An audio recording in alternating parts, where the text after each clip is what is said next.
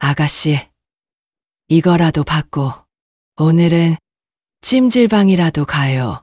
사람은 밥심이고 등 따셔야 희망도 생기는 법이에요. 내일 해가 뜨면 다 괜찮아질 거예요. 추운 겨울밤, 남대문 시장 할머니가 전 재산 같은 마지막 10,000원을 울고 있는 낯선 여자에게 건넸습니다. 며칠 후 그 여자가 아들의 여자친구로 나타났을 때 모든 게 뒤바뀌었어요. 사실 그녀는 재벌 회장의 딸이었습니다. 할머니를 시험한 거였죠. 그런데 재벌 회장이 할머니 집을 방문했을 때 벽에 걸린 낡은 사진 하나를 보고 얼어붙습니다. 그 사진 속 인물을 본 순간 30년 묵은 비밀이 수면 위로 떠오르기 시작했어요. 그리고 누군가 이 진실을 막기 위해 그들을 위기에 빠뜨립니다. 이들은 위기로부터 벗어날 수 있을까요? 그리고 30년간 간직해온 비밀은 무엇이었을까요? 사연을 시작하기 전 무료로 할 수 있는 구독과 좋아요 부탁드립니다. 이야기를 찾아주신 고마운 분들께 기쁨과 행복이 가득하시길 바랍니다. 60대 후반에 접어든 박선옥 할머니는 오늘도 남대문 시장 좌판 앞에 앉아 있었습니다. 주름진 손으로 시든 배추잎을 하나씩 떼어내면서 할머니는 문득 시계를 봤어요. 벌써 저녁 6시가 넘었습니다. 하늘은 어느새 짙은 회색빛으로 변했고 차가운 바람이 옷깃 사이로 파고들었어요. 할머니는 천천히 몸을 일으켜 세웠습니다. 무릎이 시큰거렸고 허리가 뻐근했어요. 40년 가까이 이 자리를 지켜온 몸이었습니다. 좌판 위에 남은 채소들을 천으로 덮고 낡은 가방에서 꼬깃꼬깃한 지폐들을 꺼냈어요. 오늘 하루 번 돈을 세어봤습니다. 1,000원짜리 3장, 5,000원짜리 4장. 모두 합쳐 23,000원이었어요. 선옥 할머니는 그 돈을 가슴에 꼭 안았습니다. 이 돈은 그냥 돈이 아니었어요. 내일 아들 몰래 내야 하는 월세와 약값이었습니다. 아들 지우는 선옥 할머니가 아직도 좌판을 하는 줄 몰랐어요. 번듯한 회사에 다니는 아들에게 짐이 되고 싶지 않았던 선옥 할머니는 매일 아침 일찍 나가 저녁 늦게 돌아오면서 아들을 속여왔습니다.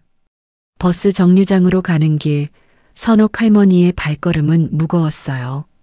손이 시려서 주머니에 넣으려는데 바람이 더 차갑게 느껴졌습니다. 11월 말의 추위는 뼛속까지 파고들었어요.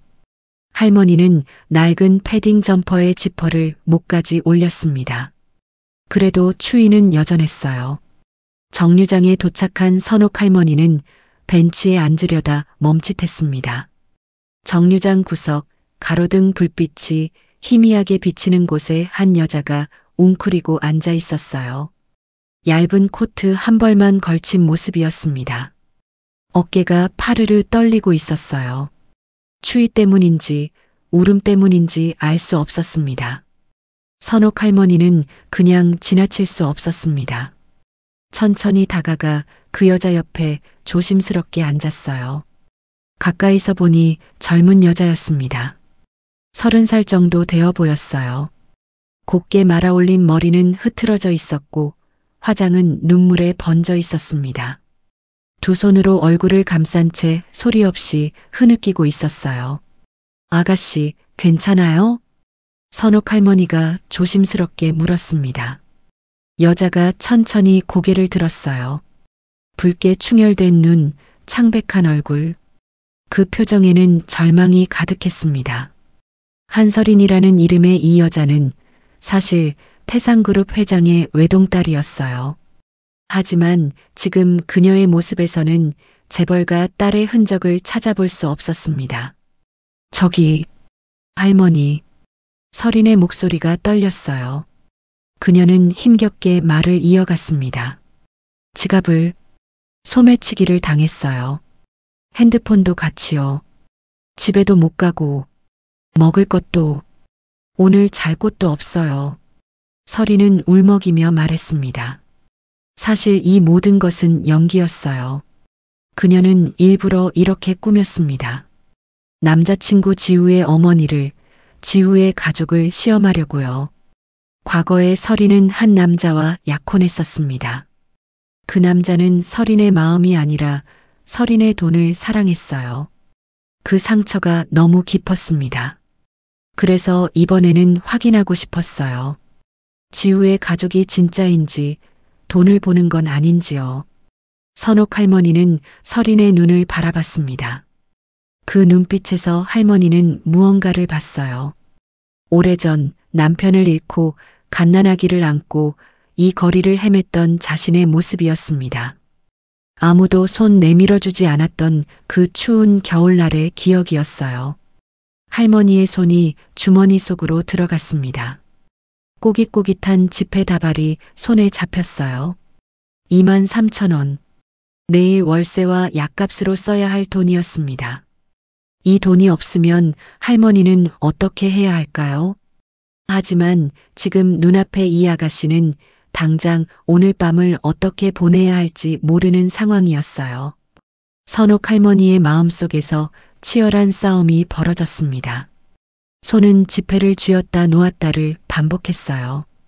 입술을 깨물고 눈을 감았다 떴습니다. 그러다 할머니는 벌떡 일어섰어요. 잠깐만 기다려요. 할머니는 정류장 건너편 편의점으로 향했습니다. 무릎이 아팠지만 걸음이 빨라졌어요. 편의점 문을 열고 들어가 따끈따끈한 찐빵 2개와 우유 한 팩을 집어들었습니다. 계산대 앞에서 지갑을 열었어요. 1,000원짜리 3장을 꺼내 계산했습니다. 3,000원이었어요. 편의점을 나온 할머니는 다시 정류장으로 돌아갔습니다. 설이는 여전히 그 자리에 웅크리고 앉아 있었어요. 할머니는 설인 옆에 앉아 비닐봉지를 건넸습니다. 일단 이거라도 먹어요. 배가 고프면 아무 생각도 안 나는 법이에요. 설이는 떨리는 손으로 봉지를 받았습니다. 따뜻한 온기가 손으로 전해졌어요. 찐빵을 꺼내 한 입 베어 물자 뜨거운 게 목구멍으로 넘어갔습니다. 그제야 설이는 자신이 정말로 배가 고팠다는 걸 깨달았어요. 오늘 아침부터 아무것도 먹지 못했습니다. 선옥 할머니는 다시 주머니에 손을 넣었습니다. 남은 돈은 2만 원이었어요. 10,000원짜리 2장이었습니다. 할머니의 손이 또다시 멈칫했어요. 이 돈으로 월세를 내야 하는데요. 약도 사야 하는데요. 하지만 할머니는 그중 한 장을 꺼냈습니다. 구겨진 10,000원짜리 지폐였어요. 아가씨. 할머니는 설인의 손을 잡고 그 손바닥 위에 10,000원을 올려놓았습니다. 설인의 손은 차가웠어요. 할머니는 설인의 손을 자신의 두 손으로 감싸쥐었습니다. 거칠고 주름진 손이었지만 그 온기만큼은 따뜻했어요. 이거라도 받고 오늘은 찜질방이라도 가요. 사람은 밥심이고 등 따셔야 희망도 생기는 법이에요. 내일 해가 뜨면 다 괜찮아질 거예요. 할머니의 목소리는 부드러웠지만 단호했습니다. 설이는 손바닥에 10,000원을 내려다봤어요. 구겨지고 낡은 지폐였습니다. 하지만 이 순간 20,000원은 설인이 평생 본 그 어떤 돈보다 무겁게 느껴졌어요. 설이는 천천히 고개를 들었습니다. 선옥 할머니의 얼굴을 봤어요. 깊게 패인 주름, 거친 피부, 하지만 그 눈빛만큼은 맑고 따뜻했습니다. 설인의 가슴이 무너져 내렸어요. 이건 연기가 아니었습니다. 이건 시험이 아니었어요. 이건 진짜였습니다. 선옥 할머니는 분명히 가난했습니다. 옷차림을 봐도 손을 봐도 그 모든 게 말해줬어요.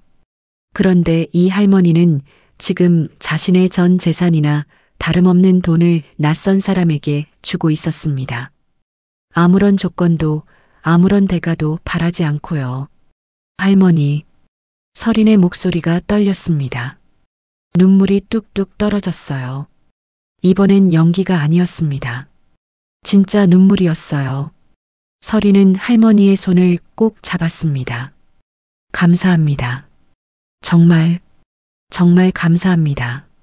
서리는 더 이상 말을 잇지 못하고 흐느꼈습니다. 선옥 할머니는 서린의 등을 토닥였어요. 울지 마요. 아가씨는 아직 점잖아요. 내일은 분명히 더 좋은 날이 올 거예요. 그때 버스가 정류장에 멈춰 섰습니다. 선옥 할머니는 천천히 일어섰어요. 무릎이 욱신거렸지만 내색하지 않았습니다. 난 이만 가봐야겠어요.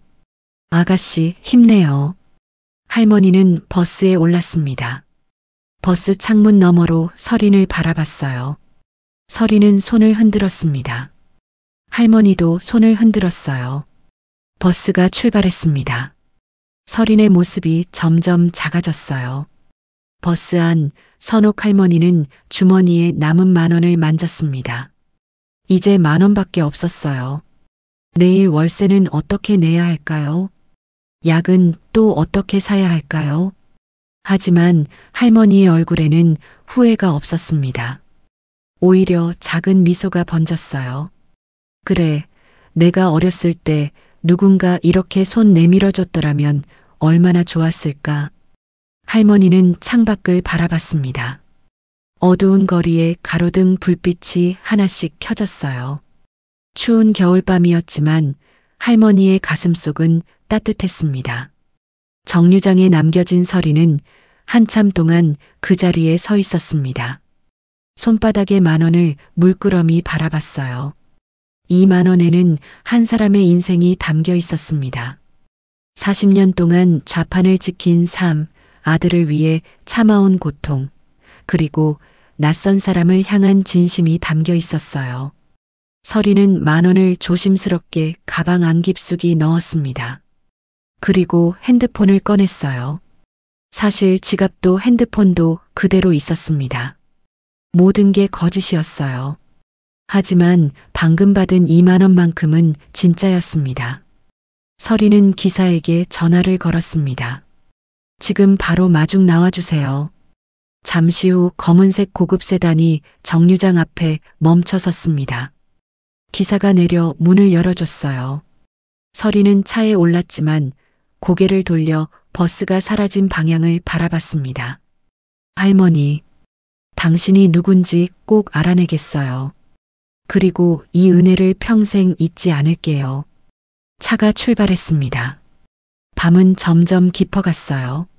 하지만 두 여자의 가슴 속에는 작은 불씨가 피어오르고 있었습니다.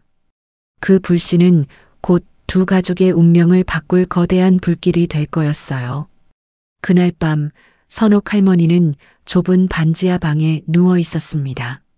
천장에서 물이 뚝뚝 떨어지는 소리가 들렸어요. 형광등은 깜빡거렸고 벽에는 곰팡이 자국이 번져 있었습니다. 하지만 선옥 할머니에게 이곳은 소중한 보금자리였어요. 아들과 함께 40년 가까이 지켜온 집이었습니다. 할머니는 주머니에 남은 10,000원짜리를 꺼내봤습니다. 내일 월세를 어떻게 내야 할까요? 집주인에게 사정을 해봐야 할까요? 한숨이 절로 났어요. 그때 핸드폰이 울렸습니다. 어머니, 아들 지우의 목소리였습니다. 선옥 할머니의 얼굴에 환한 미소가 번졌어요. 아들의 목소리만 들어도 피로가 사라졌습니다. 응, 아들. 무슨 일이야? 어머니, 저 드릴 말씀이 있어요. 지우의 목소리가 조금 떨렸어요. 설레는 듯 하면서도 긴장된 목소리였습니다. 내일 저녁에요. 제가 정말 사랑하는 사람이 있어요. 그 사람 데리고 갈게요. 어머니께 인사드리고 싶어요. 선옥 할머니는 핸드폰을 든 손이 떨렸습니다. 32이 된 아들이 처음으로 여자 이야기를 꺼냈어요. 그동안 아들은 한 번도 연애 이야기를 하지 않았습니다. 어머니가 고생하는 걸 보며 자란 지우는 자신도 가정을 꾸릴 생각을 못했던 거예요. 그래. 언제든지 데리고 와. 엄마가 맛있는 거 해줄게. 전화를 끊은 선옥 할머니는 잠을 이룰 수 없었습니다. 천장만 멍하니 바라봤어요. 가슴이 두근거렸습니다. 기쁘기도 했고 걱정도 됐어요. 아들의 여자친구는 어떤 사람일까요? 착한 아이일까요? 아들을 진심으로 사랑하는 아이일까요? 다음 날 새벽 선옥 할머니는 일찍 일어났습니다. 손에 남은 10,000원을 꼭 쥐고 시장으로 향했어요. 생선 가게 앞에 섰습니다. 아들이 어렸을 때부터 좋아하던 갈치가 진열대에 놓여 있었어요. 아줌마, 이 갈치 얼마예요? 15,000원이요. 선옥 할머니의 얼굴이 굳었습니다. 손에 쥔 돈은 10,000원뿐이었어요. 할머니는 입술을 깨물고 생선 가게 주인을 바라봤습니다. 저기 5,000원만 외상으로 해주실 수 있을까요? 꼭 모레까지 갚을게요. 생선 가게 주인은 선옥 할머니를 오래 알고 지낸 사람이었습니다. 40년 넘게 이 시장을 지켜온 할머니의 사정을 모르는 사람이 없었어요. 에이, 외상은 무슨 외상이에요. 그냥 가져가세요. 아들한테 맛있는 거 해주시라고요. 고마워요. 정말 고마워요. 선옥 할머니는 갈치를 소중히 안고 집으로 돌아왔습니다. 손이 시렸지만 가슴은 따뜻했어요. 저녁 6시 선옥 할머니는 부엌에서 갈치를 굽고 있었습니다. 좁은 부엌이었지만 구수한 냄새로 가득했어요. 된장찌개도 끓였고 김치도 예쁘게 담았습니다. 낡은 식탁을 닦고 또 닦았어요. 거울을 보며 옷매무새도 가다듬었습니다. 초인종이 울렸습니다. 선옥 할머니의 가슴이 쿵쿵 뛰었어요. 문을 여는 손이 떨렸습니다. 문고리를 잡고 천천히 문을 열었어요. 문 앞에 아들 지우가 서 있었습니다. 깔끔한 정장 차림이었어요. 그리고 지우 옆에 한 여자가 서 있었습니다. 얇은 코트를 입고 긴 머리를 단정하게 묶은 여자였어요. 선옥 할머니는 그 여자의 얼굴을 보는 순간 멈춰 섰습니다. 손에 들고 있던 갈치 토막이 바닥에 떨어졌어요. 어제 버스 정류장에서 만났던 그 아가씨였습니다. 10,000원을 건넸던 그 아가씨요. 한서린이었어요. 서린도 선옥 할머니를 보고 얼어붙었습니다. 얼굴이 하얗게 질렸어요. 입술이 파르르 떨렸습니다. 손에 들고 있던 선물 보따리가 미끄러져 내렸어요. 지우가 두 사람을 번갈아 봤습니다. 무언가 이상했어요. 어머니는 충격에 빠진 표정이었고 서린은 눈물을 글썽이고 있었습니다. 어머니, 서린 씨, 두 분, 혹시 아는 사이세요? 지우의 목소리가 떨렸어요. 불안한 예감이 가슴을 짓눌렀습니다. 서린이 먼저 움직였습니다. 천천히 무릎을 꿇었어요. 바닥에 무릎이 닿는 순간 서린의 눈에서 눈물이 쏟아졌습니다. 오열이 터져 나왔어요. 할머니, 아니 어머님. 서린의 목소리는 떨리고 또 떨렸습니다. 말을 잇지 못하고 흐느꼈어요. 제가 죽을 죄를 지었습니다. 선옥 할머니는 여전히 멍하니 서 있었습니다. 머릿속이 하였어요. 이게 무슨 일인가요? 어제 그 아가씨가 아들의 여자친구라니요. 서린은 고개를 들어 선옥 할머니를 바라봤습니다. 눈물 범벅이 된 얼굴로 말을 이어갔어요. 어머님, 사실은요. 저는 태상그룹 회장의 딸이에요. 지우가 뒤로 휘청거렸습니다. 벽에 손을 짚고 겨우 중심을 잡았어요. 서린은 계속 말했습니다.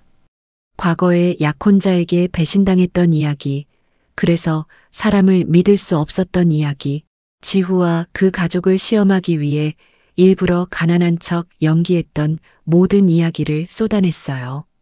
저는 어머님을 시험했어요.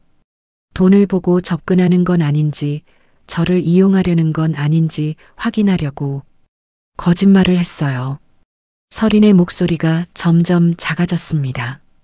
그런데 어머님은 저에게 10,000원을 주셨어요. 제 평생 받아본 그 어떤 돈보다 따뜻한 돈이었어요. 제 평생 받아본 그 어떤 선물보다 진심이 담긴 선물이었어요. 서리는 더 이상 말을 잇지 못하고 바닥에 엎드려 울었습니다.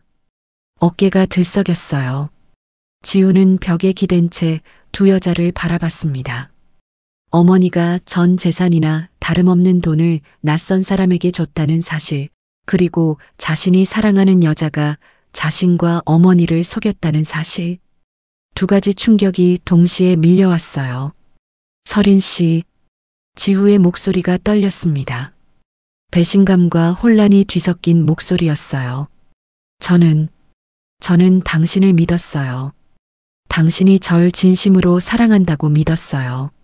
그런데 이게 다 거짓이었어요? 서린이 고개를 들었습니다. 얼굴은 눈물로 범벅이었지만 눈빛만큼은 간절했어요. 아니에요, 지우 씨. 처음엔 시험이었어요. 하지만 지금은 아니에요. 지우 씨를 알아가면서, 어머님을 만나면서 저는 진짜 사랑을 알게 됐어요. 그때 선옥 할머니가 천천히 움직였습니다.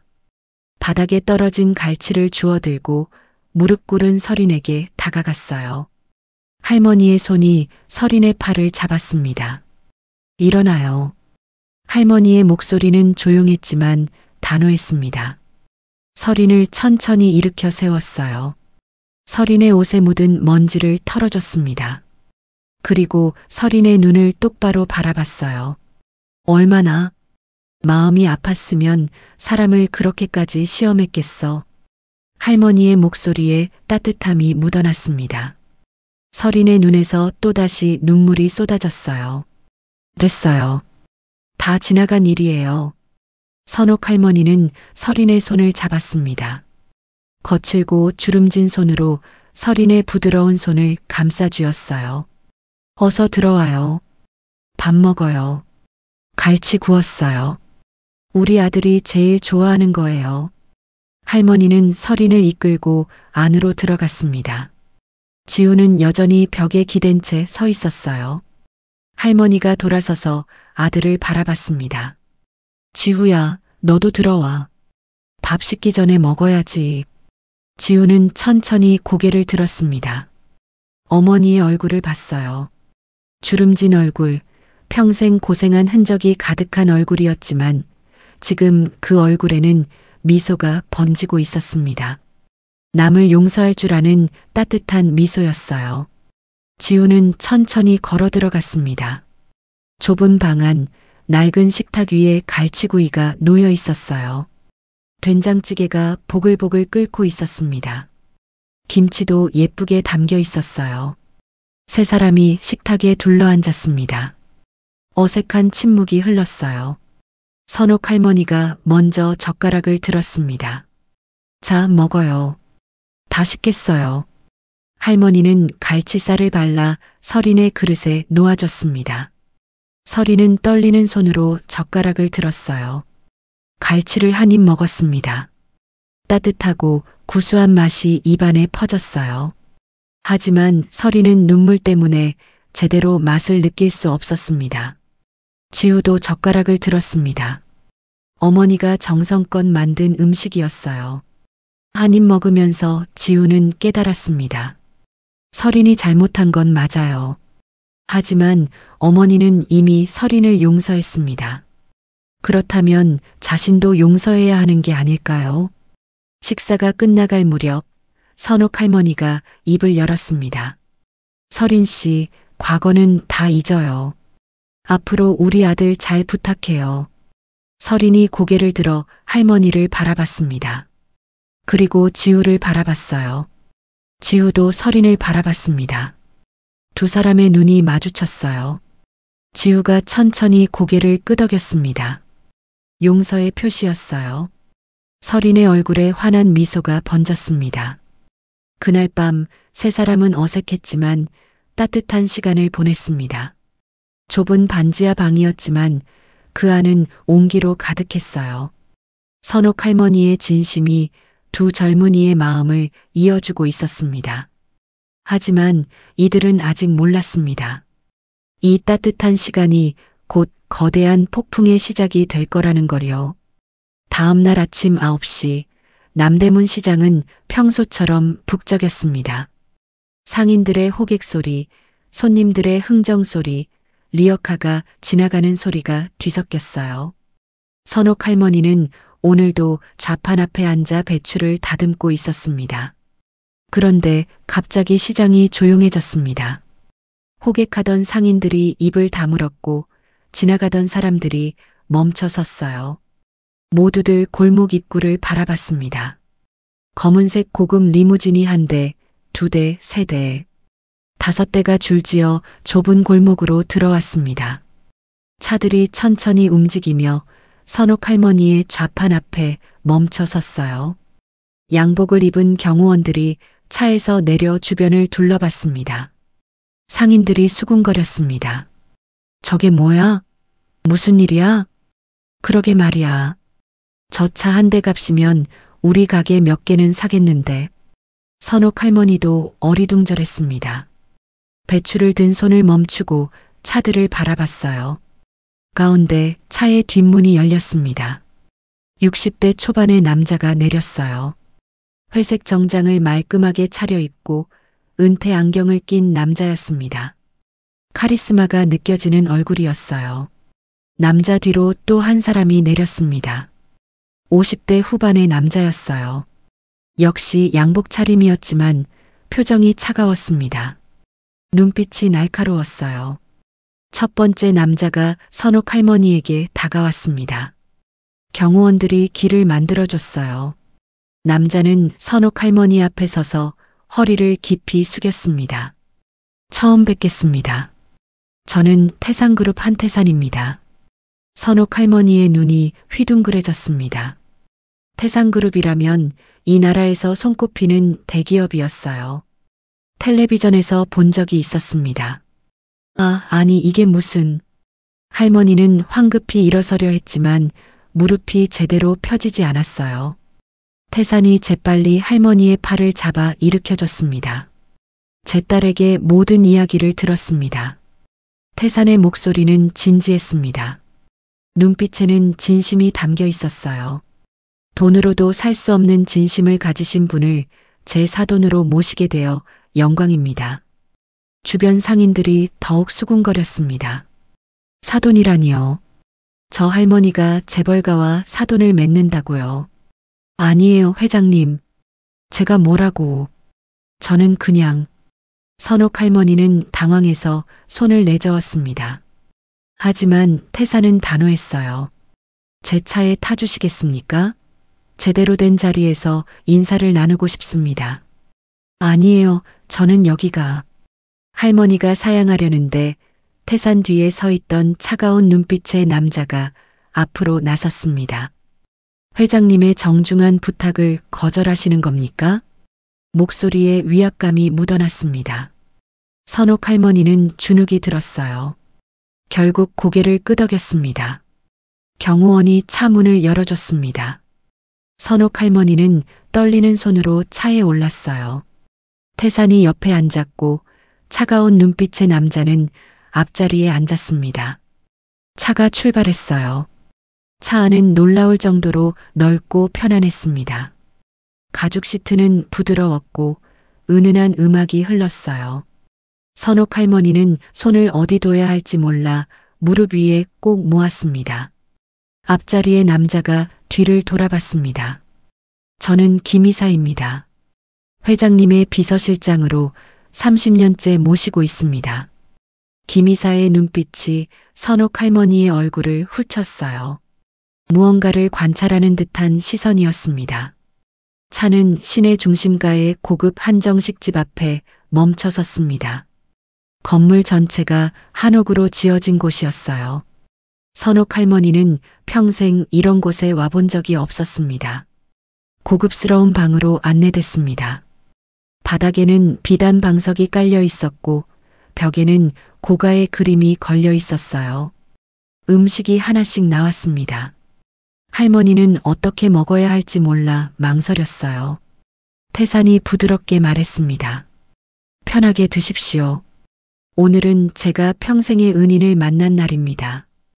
은인이라니요. 저는 그저 제 딸 서린이가 모든 걸 이야기했습니다. 10,000원을 건네신 그 마음이 얼마나 귀한 건지 알고 계십니까? 태산의 목소리가 떨렸습니다. 진심이 묻어나는 목소리였어요. 식사가 반쯤 진행됐을 때 태산이 갑자기 기침을 시작했습니다.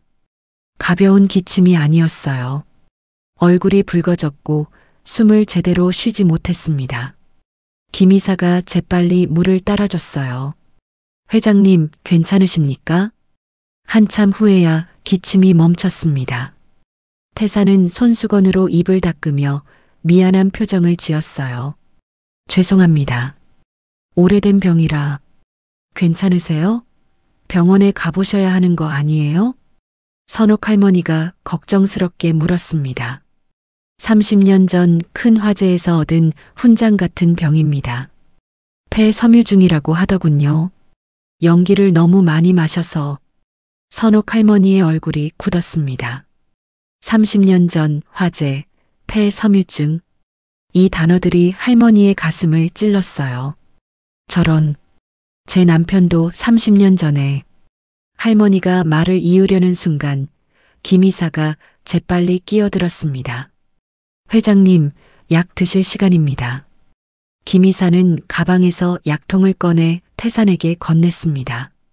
태산이 약을 먹는 동안 김 이사는 선옥 할머니를 날카롭게 쳐다봤어요. 할머니는 그 시선에 움찔했습니다. 식사가 끝나고 태산이 말했습니다.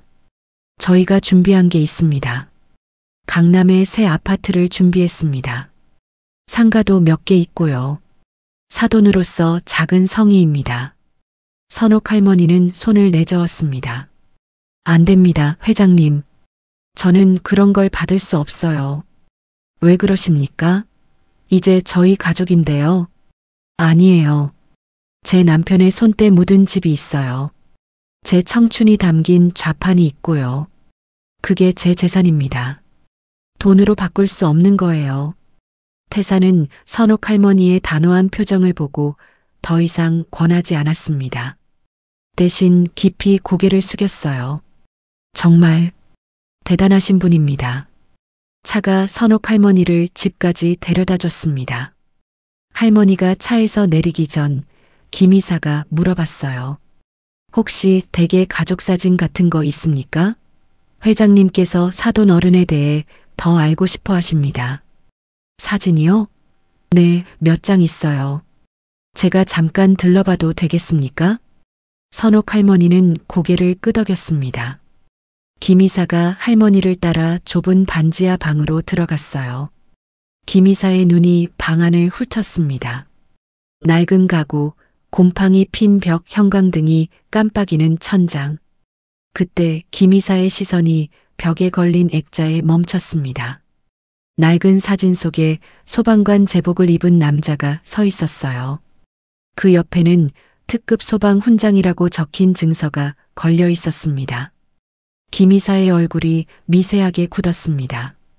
눈빛이 날카로워졌어요. 하지만 금방 표정을 감췄습니다. 좋은 가족이셨군요. 김 이사는 짧게 말하고 방을 나갔습니다. 계단을 내려가면서 김 이사의 입가에 차가운 미소가 번졌어요. 차 안에서 김 이사는 핸드폰을 꺼냈습니다. 사진을 확대해 봤어요. 아까 몰래 찍은 사진이었습니다. 소방관 훈장의 사진이었어요. 김 이사의 눈빛이 어두워졌습니다. 30년 전의 기억이 떠올랐어요. 그날의 화재, 그날의 소방관, 그리고 자신의 계획을 망쳤던 그 남자. 문제요? 김 이사가 낮게 중얼거렸습니다. 그의 손이 떨렸어요.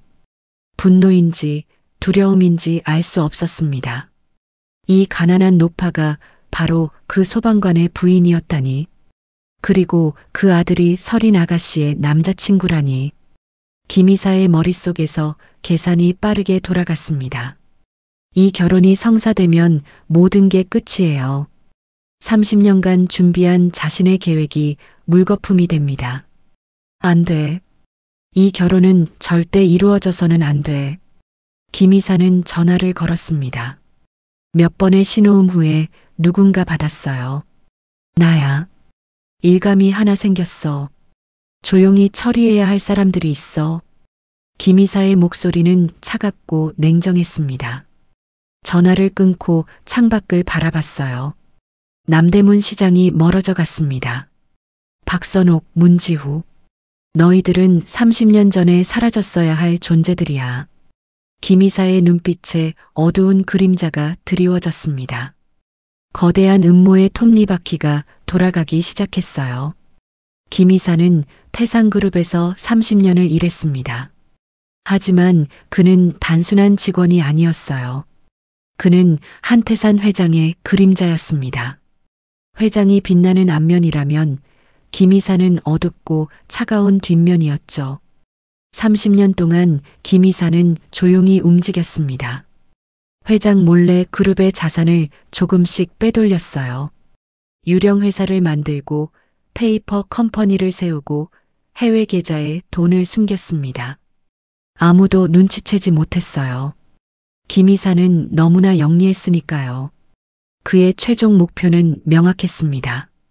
한태산 회장이 세상을 떠나면 딸 설인을 허수아비로 안치고 자신이 그룹을 실질적으로 장악하는 것이었어요. 설인은 경영에 관심이 없었으니까요. 아버지만 없으면 모든 게 완벽했습니다. 하지만 이제 모든 계획에 균열이 생겼습니다. 문지우라는 남자, 그리고 그의 어머니 박선옥 때문이었어요. 김 이사는 자신의 사무실에 앉아 있었습니다. 고층 빌딩의 50층이었어요. 창밖으로 서울 시내가 한눈에 보였습니다. 하지만 김 이사는 창밖을 보지 않았어요. 책상 위에 놓인 서류를 노려보고 있었습니다. 서류에는 문지우의 신상 정보가 적혀 있었습니다. 나이, 학력, 직장, 그리고 아버지에 대한 정보까지요. 문재혁, 특급 소방관, 30년 전 순직. 김 이사의 손이 서류를 구겼습니다. 30년 전의 기억이 선명하게 떠올랐어요. 자신이 지른 불, 타오르는 빌딩, 그리고 한태산과 어린 설인을 구해낸 그 소방관. 모든 걸 망쳤던 그 남자. 그 남자의 아들이 이제 내 계획을 또다시 망치려 하고 있어. 김 이사는 전화를 걸었습니다. 몇 번의 신호음 후에 거친 목소리가 들렸어요. 누구십니까? 나야, 오도철. 오도철은 재개발 브로커였습니다. 돈만 주면 무엇이든 하는 남자였죠.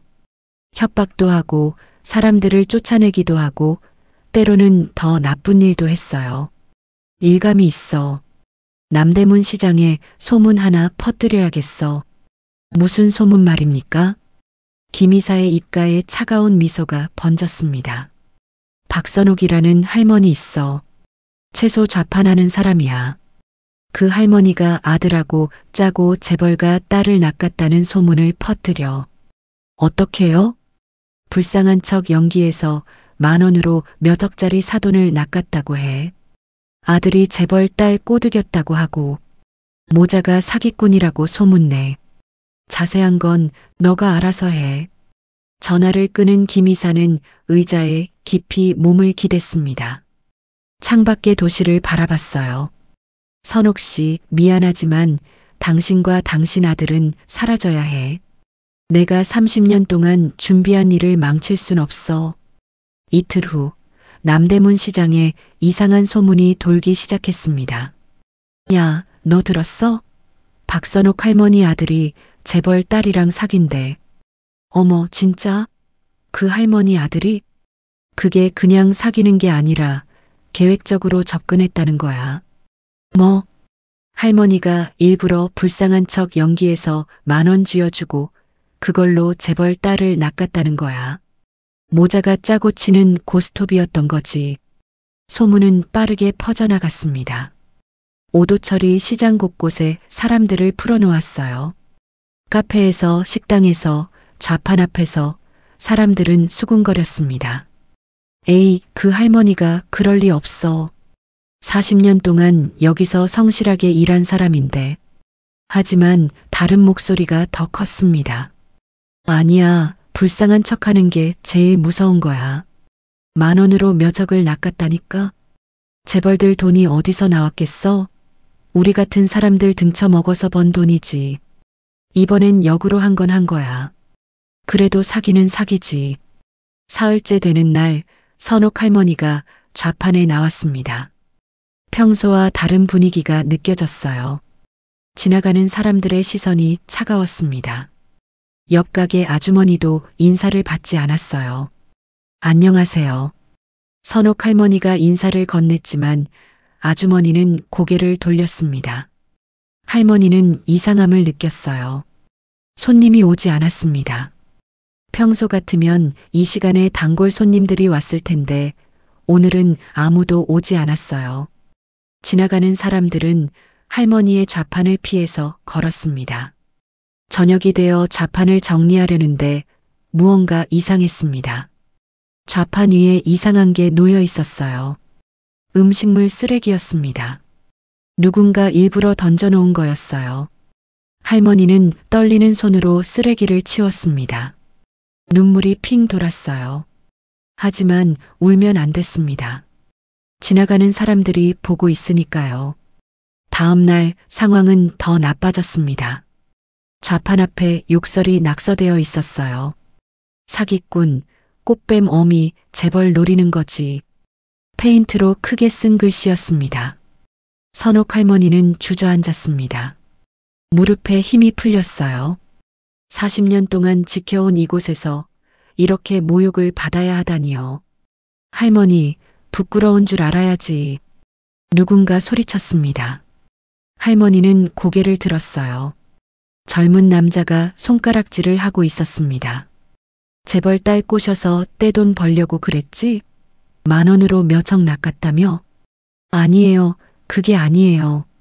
할머니의 목소리가 떨렸습니다. 하지만 아무도 듣지 않았어요.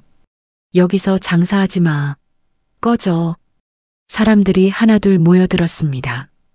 손가락질하고 수군거렸어요. 선옥 할머니는 그 자리에서 작아졌습니다. 저녁에 지우가 어머니를 찾아왔습니다. 좌판의 낙서를 보고 분노가 치밀어 올랐어요. 어머니, 이게 무슨 짓이에요? 누가 이랬어요? 지우는 페인트를 닦아내려 했지만 쉽게 지워지지 않았습니다. 손이 페인트 범벅이 됐어요. 선옥 할머니가 아들의 손을 잡았습니다. 그냥 집에 가자. 아니에요, 어머니. 이건 명백한 명예훼손이에요. 경찰에 신고해야 해요. 소용없어, 아들아. 할머니의 목소리가 지쳐 있었습니다. 소문이란 게 원래 그래. 한번 퍼지면 걷잡을 수 없는 거야. 그날 밤 서린이 이 소식을 들었습니다. 서린은 즉시 태상그룹 법무팀에 연락했어요. 소문의 출처를 찾아내세요. 누가 이런 소문을 퍼뜨렸는지 반드시 밝혀내야 해요. 법무팀이 움직였습니다. 하지만 이상하게도 단서가 끊겼어요. 소문의 출처를 찾을 수 없었습니다. 증인들이 갑자기 말을 바꿨어요. CCTV 영상이 사라졌습니다. 서린은 이상함을 느꼈습니다. 누군가 의도적으로 방해하고 있는 게 분명했어요. 하지만 누구일까요? 김 이사는 자신의 사무실에서 보고를 받았습니다. 법무팀이 움직이고 있습니다. 걱정 마. 다 처리했어. 흔적은 남기지 않았으니까. 김 이사는 창밖을 바라봤습니다. 저 멀리 남대문 시장이 보였어요. 아직 부족해. 이 정도로는 그들이 물러서지 않아. 김 이사는 다시 전화를 걸었습니다. 오도철이었어요. 소문만으로는 부족한 것 같아. 좀 더 확실한 방법이 필요해. 무슨 말씀이십니까? 김 이사의 목소리가 차갑게 식었습니다. 경고가 필요해. 박선옥의 좌판 근처 창고에 작은 불을 내. 겁만 주라고. 사람 다치게 하지는 말고. 불이요? 그건 좀. 왜? 못하겠어? 오도철은 잠시 망설이다 대답했습니다. 알겠습니다. 전화를 끄는 김 이사는 의자에 앉아 눈을 감았습니다. 30년 전에도 불을 질렀어요. 그때도 계획을 지키기 위해서였죠. 이번에도 마찬가지였습니다. 미안해, 선옥 씨. 하지만 이건 어쩔 수 없는 일이야. 내 인생이 걸린 문제니까. 남대문 시장의 밤은 고요했습니다. 하지만 그 고요함 속에서 무언가 불길한 것이 움직이기 시작했어요. 재앙의 그림자가 조용히 다가오고 있었습니다. 새벽 3시 남대문 시장은 고요했습니다. 가로등만이 어둠을 밝히고 있었어요. 좁은 골목, 빼곡히 들어선 가게들, 그리고 낡은 창고 건물. 모든 게 평화롭게 잠들어 있었습니다. 오도철은 검은색 모자를 깊게 눌러쓰고 창고 뒤편으로 다가갔습니다. 손에는 작은 휘발유통이 들려 있었어요. 심장이 빠르게 뛰었습니다. 손에 땀이 났어요. 겁만 주라고 했어. 작은 불만 내면 돼. 오도철은 창고 문틈으로 휘발유를 뿌렸습니다. 톡 쏘는 냄새가 코를 찔렀어요. 라이터를 꺼냈습니다. 손이 떨렸어요. 불을 붙일까 말까 망설였습니다. 하지만 김이사가 준 돈 봉투가 떠올랐습니다. 두둑한 현금 다발이었죠. 오도철은 이를 악물고 라이터를 켰어요. 작은 불꽃이 어둠 속에서 빛났습니다. 불꽃을 휘발유에 가져다 댔습니다. 순식간에 불길이 치솟았어요. 오도철은 뒤로 휘청거렸습니다. 생각보다 불이 빠르게 번졌어요. 오도철은 당황했습니다. 겁만 주려고 했는데 불길이 예상보다 컸어요. 창고 문을 타고 올라가고 벽을 따라 번져갔습니다. 안 돼. 오도철은 불을 끄려고 했지만 이미 늦었습니다. 낡은 창고는 나무와 플라스틱으로 되어 있었어요. 불이 빠르게 옮겨 붙었습니다. 검은 연기가 하늘로 치솟았어요. 오도철은 도망쳤습니다. 골목을 빠져나가며 뒤를 돌아봤어요. 불길이 점점 커졌습니다. 옆 건물로 번지기 시작했어요. 큰일 났다. 오도철의 얼굴이 창백해졌습니다. 하지만 멈출 수 없었어요. 계속 달렸습니다. 어둠 속으로 사라졌어요. 불길은 멈추지 않았습니다. 창고에서 선옥 할머니의 좌판으로 번졌어요. 40년 동안 지켜온 그 자리가 불타올랐습니다. 배추, 무, 파 모든 게 제가 됐어요. 불길은 계속 옆 건물로 옮겨갔습니다. 옆 가게는 작은 철물점이었어요. 그 안에는 70대 노인이 잠들어 있었습니다. 가게를 지키기 위해 여기서 자는 노인이었죠. 노인은 연기 냄새에 잠에서 깼습니다. 눈을 떴어요. 천장이 붉게 타오르고 있었습니다. 검은 연기가 방 안을 가득 채웠어요. 노인은 기침을 했습니다. 숨을 쉴 수 없었어요.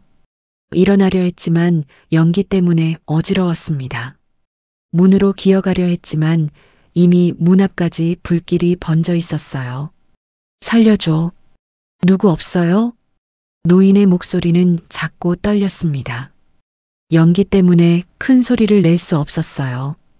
바로 그때 지우가 어머니의 좌판 근처를 지나가고 있었습니다. 어머니가 걱정되어 새벽에 나온 거였죠. 좌판의 낙서를 지우려고요. 뭐야? 지우는 멀리서 불빛을 봤습니다. 주황색 불빛이 하늘을 밝히고 있었어요. 가슴이 철렁했습니다. 어머니의 좌판. 지우는 달렸습니다. 골목을 돌아섰어요. 눈앞에 펼쳐진 광경에 숨이 멎었습니다. 어머니의 좌판이 불타고 있었어요. 옆 건물도 불길에 휩싸여 있었습니다. 불이야, 불이야. 지우가 소리를 지르며 주변 가게 문을 두드렸습니다. 하나둘 불이 켜졌고 사람들이 나왔어요. 119에 신고해요. 누군가 핸드폰을 꺼내 전화를 걸었습니다. 사람들이 물을 길어 날랐어요. 하지만 불길은 너무 컸습니다. 물로는 감당이 안 됐어요. 그때 지우는 불길 속에서 희미한 소리를 들었습니다. 살려줘. 누군가의 목소리였습니다. 지우는 철물점 쪽을 봤어요. 창문 너머로 누군가 움직이는 게 보였습니다. 사람이 있어. 지우는 주변을 둘러봤습니다. 소화기를 찾았어요. 옆 가게 앞에 소화기가 놓여 있었습니다. 재빨리 들고 철물점 문 앞으로 달려갔어요. 지우 씨, 안 돼요. 위험해요. 주변 사람들이 소리쳤습니다. 하지만 지우는 멈추지 않았어요. 소화기를 뿌리며 문 앞의 불길을 잠시 막았습니다. 젖은 수건을 입에 물고 문을 발로 찼어요. 문이 열렸습니다. 검은 연기가 쏟아져 나왔어요. 지우는 숨을 참고 안으로 들어갔습니다. 열기가 살갗을 태웠어요. 숨을 쉴 수 없었습니다. 어디 계세요? 지우가 소리쳤습니다.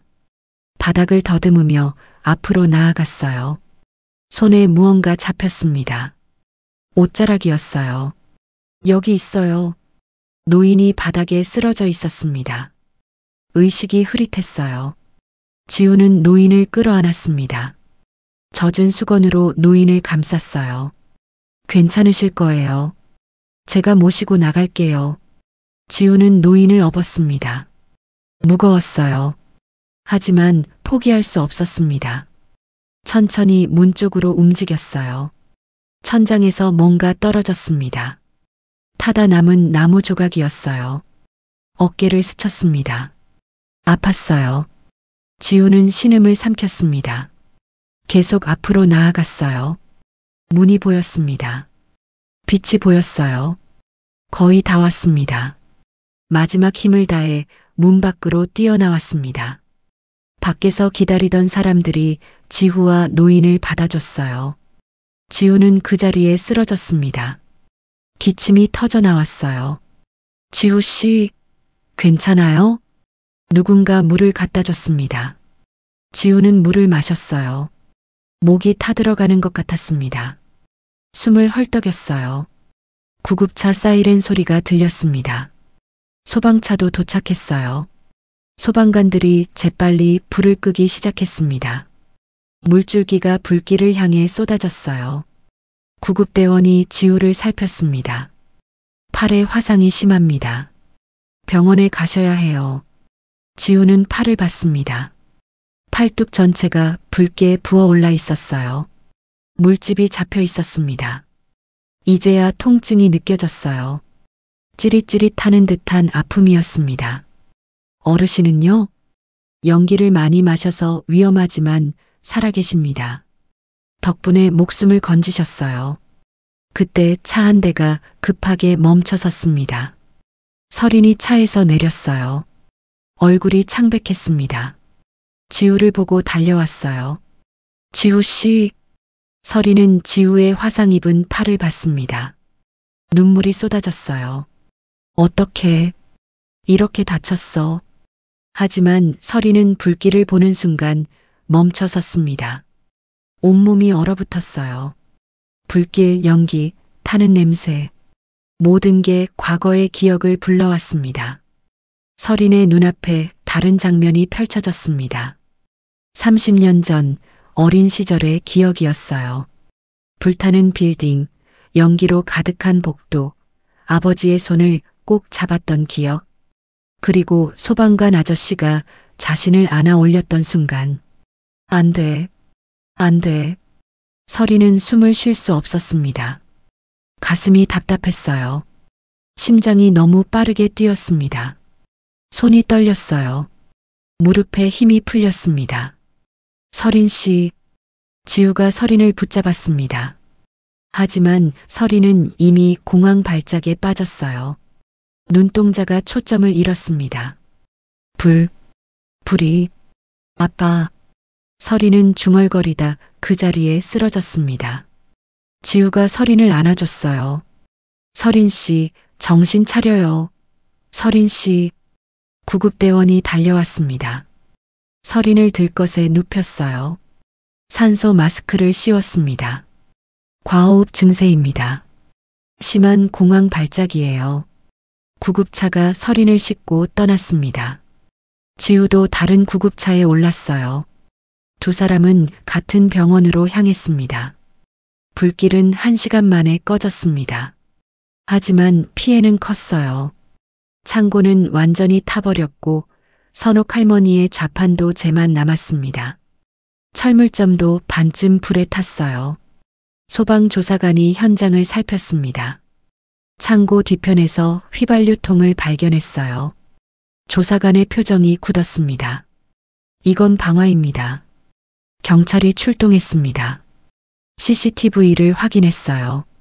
검은 모자를 쓴 남자가 창고 근처를 배회하는 모습이 찍혀 있었습니다. 하지만 얼굴은 보이지 않았어요. 이 남자를 찾아야 합니다. 수사가 시작됐습니다. 한편 선옥 할머니는 새벽에 급하게 연락을 받고 현장에 도착했습니다. 40년 동안 지켜온 좌판이 검은재로 변한 모습을 봤어요. 할머니는 그 자리에 주저앉았습니다. 손으로 재를 만졌어요. 따뜻했습니다. 아직 열기가 남아 있었어요. 제 인생이 다 타버렸네요. 할머니의 목소리는 공허했습니다. 눈물도 나오지 않았어요. 그냥 멍하니 재를 바라볼 뿐이었습니다. 그때 누군가 할머니에게 다가왔습니다. 할머니, 아드님이 사람을 구하셨어요. 지금 병원에 계세요. 뭐라고요? 우리 아들이? 할머니는 벌떡 일어섰습니다. 제보다 아들이 중요했어요. 할머니는 급히 병원으로 향했습니다. 남대문 시장의 아침은 연기 냄새로 가득했습니다. 사람들은 타다 남은 건물을 바라보며 수군거렸어요. 누가 이런 짓을 했을까요?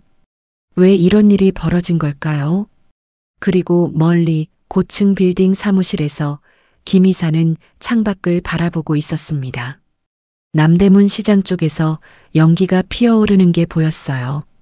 작은 불이라고 했는데 김 이사의 얼굴이 굳었습니다.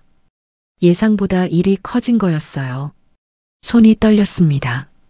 하지만 이미 돌이킬 수 없었어요. 이제 끝까지 가야 해. 김 이사는 창문을 닫았습니다. 커튼을 쳤어요. 어둠 속에 홀로 앉아 다음 수를 고민했습니다. 남대문 시장 화재 소식은 빠르게 퍼져나갔습니다. 뉴스에서 속보로 다뤘어요. 재벌가와 얽힌 시장 상인의 비극, 방화 의혹 제기, 시민 영웅의 탄생. 기사 제목들이 포털 사이트 메인을 장식했습니다. 지우가 불길 속에서 노인을 구한 이야기도 알려졌습니다. 사진도 찍혔어요. 붕대를 감은 팔로 노인을 업고 나오는 모습이었죠. 사람들은 지우를 영웅이라고 불렀어요. 하지만 악플도 달렸습니다. 재벌 딸 낚으려고 영웅 행세하는 거 아냐? 쇼하네 쇼해. 다 계획된 거였을걸. 불 지른 것도 얘네 아니야? 보험금 타려고. 인터넷은 진실과 거짓이 뒤섞여 있었습니다. 사람들은 자극적인 내용에 더 반응했어요. 태상그룹 본사는 난리가 났습니다. 언론이 몰려들었고 주가가 흔들렸어요. 회장의 딸이 관련된 사건이었으니까요. 이사회가 긴급 소집됐습니다. 김 이사는 이사회에서 보고했습니다.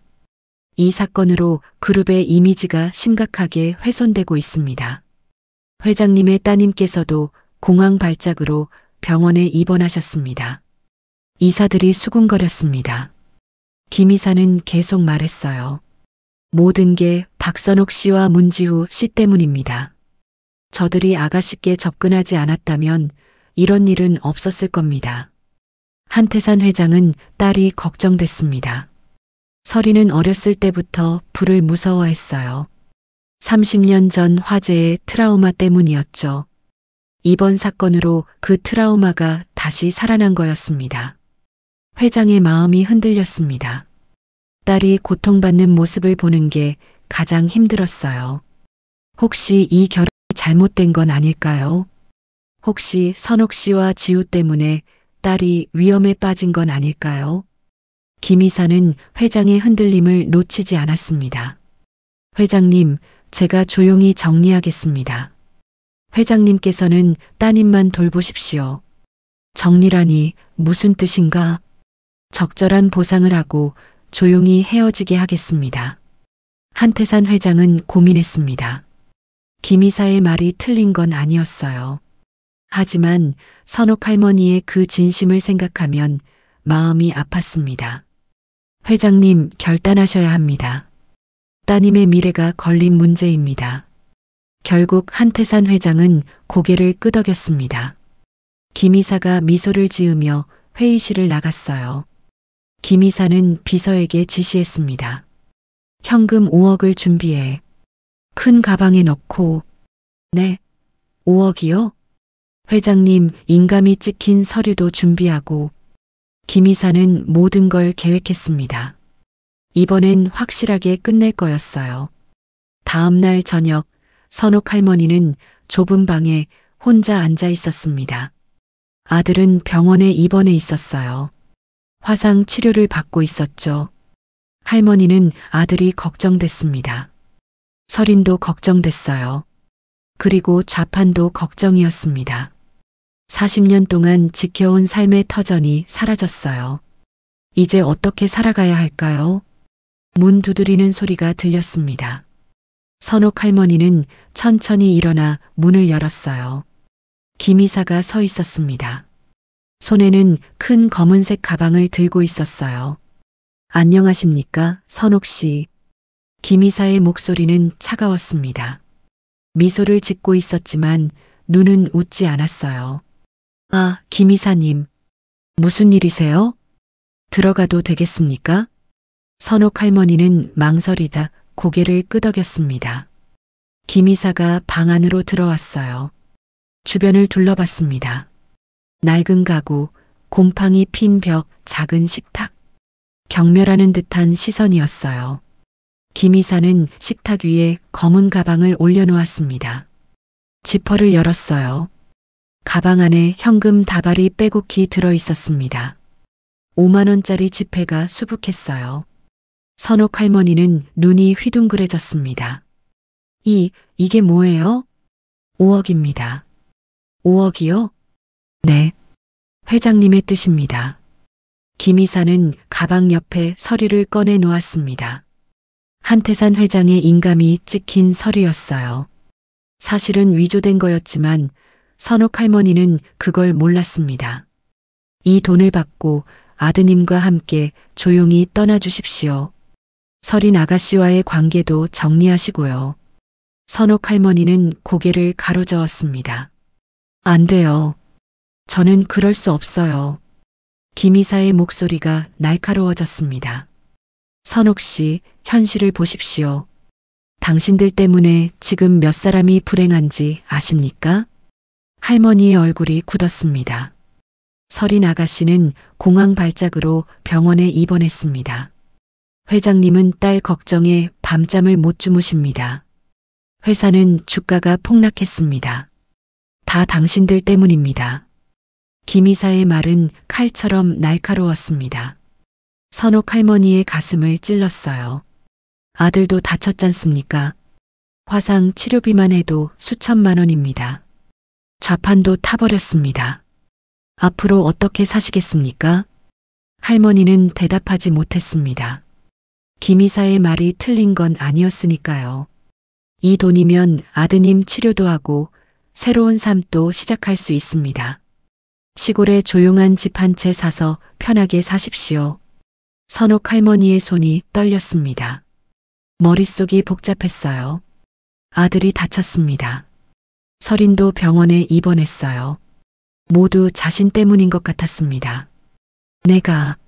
내가 아들의 행복을 망치고 있는 건가?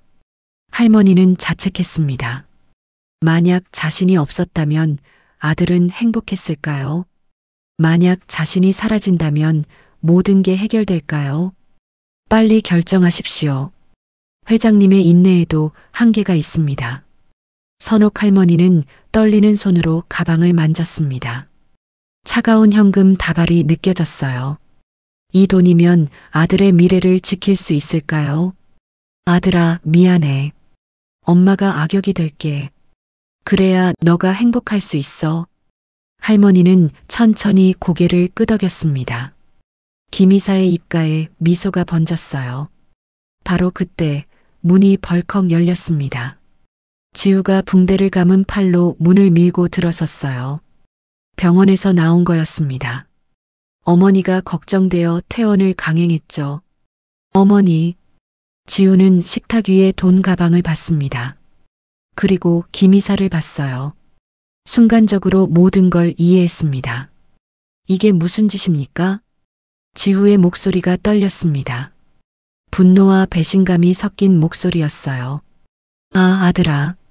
선옥 할머니가 말을 더듬었습니다. 지우는 어머니를 바라봤어요. 할머니의 눈에 눈물이 가득했습니다. 어머니, 이 돈 받으신 거예요? 할머니는 대답하지 못했습니다. 고개를 숙였어요. 어머니가 그러실 분이 아니잖아요. 지우의 목소리가 커졌습니다. 김이사가 끼어들었어요. 회장님의 뜻입니다. 거역하지 마십시오. 지우는 김이사를 노려봤습니다. 그리고 식탁으로 다가가 돈 가방을 움켜잡았어요. 가방을 들어 올렸습니다. 무거웠어요. 하지만 지우는 개의치 않았습니다. 창문을 열었습니다. 차가운 바람이 방 안으로 들어왔어요. 지우는 가방을 창밖으로 던져버렸습니다. 가방이 바닥에 떨어졌습니다. 지퍼가 터졌고 돈다발이 사방으로 흩어졌어요. 바람에 날려 공중으로 날아갔습니다. 이따위 돈으로 내 어머니를 모욕하지 마. 지우가 소리쳤습니다. 목소리에 힘이 들어갔어요. 당신들 태상그룹 필요 없어. 내 어머니는 내가 지켜. 김이사의 얼굴이 굳었습니다. 예상치 못한 반응이었어요. 후회할 겁니다. 회장님의 뜻을 거역한 걸. 김이사는 서늘하게 웃고 방을 나갔습니다. 계단을 내려가며 중얼거렸어요. 좋아, 그렇게 나오는 거지. 이제 다른 방법을 쓸 수밖에 없겠군. 방 안에 지후와 선옥 할머니만 남았습니다. 할머니는 아들을 바라보며 울음을 터뜨렸어요. 아들아, 미안해. 엄마가 너무 부족해서. 지우는 어머니를 꼭 안아줬습니다. 붕대 감은 팔이 아팠지만 참았어요. 아니에요, 어머니. 어머니는 최고예요. 누가 뭐래도 제 어머니는 세상에서 제일 훌륭한 분이에요. 선옥 할머니는 아들의 품에서 오열했습니다.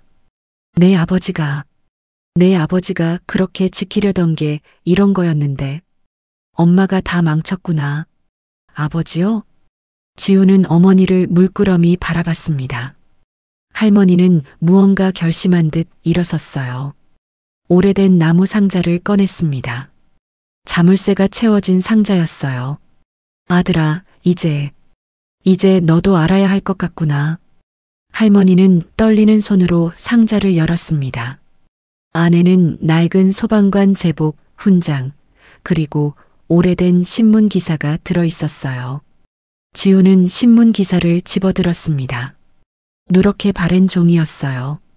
30년 전 기사였습니다. 기사 제목이 눈에 들어왔습니다. 한주빌딩 대형 화재, 문제역 소방관 건물주 구하고 순직. 지후의 손이 떨렸습니다. 기사를 읽었어요. 30년 전 한주빌딩에 큰 불이 났습니다.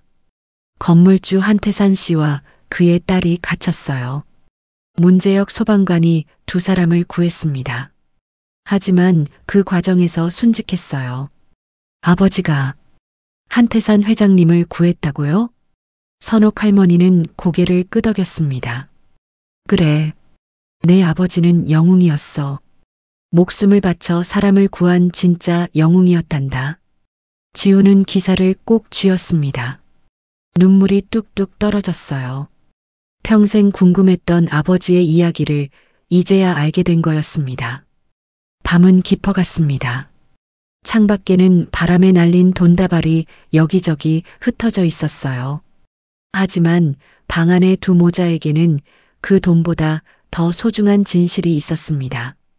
선옥 할머니는 낡은 신문 기사를 지우에게 건넸습니다. 손이 떨렸어요. 30년 동안 상자 속에 갇혀있던 비밀이었습니다. 이제 아들에게 말해야 할 때가 온 거였어요. 지우는 기사를 천천히 읽었습니다. 한 글자 한 글자가 가슴에 박혔어요. 1995년 6월 15일 서울 중구 한주빌딩에서 대형 화재 발생. 건물주 한태산 씨와 그의 딸이 불길에 갇힘. 문재혁 소방관이 두 사람을 구출했으나 연기 흡입으로 현장에서 순직. 문 소방관에게 특급 소방 훈장 추서. 기사 옆에는 흑백 사진이 있었습니다. 소방관 제복을 입은 젊은 남자였어요. 환하게 웃고 있는 모습이었습니다.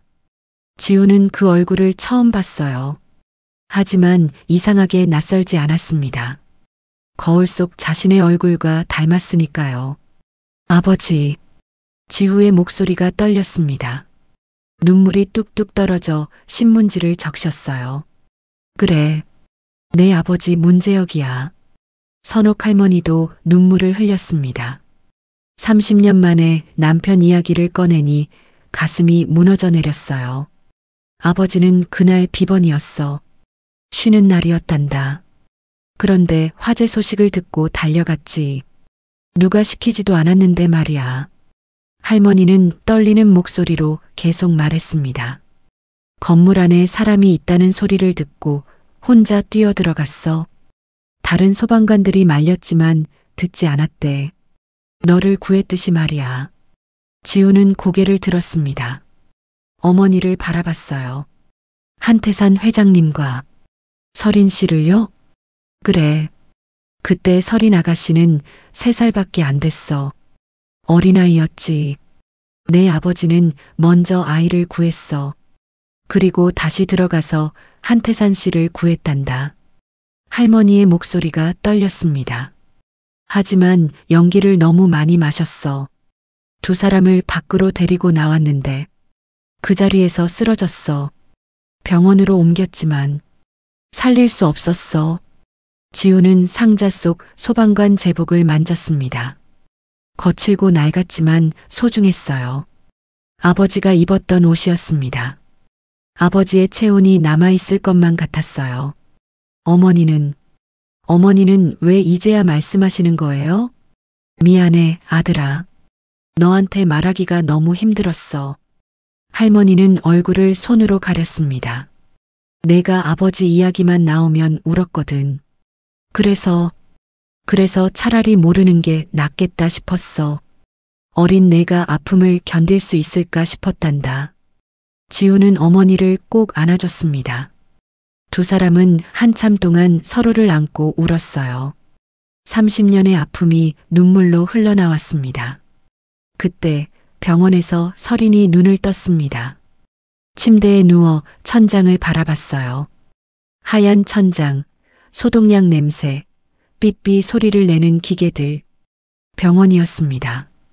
서린은 천천히 기억을 되살렸습니다.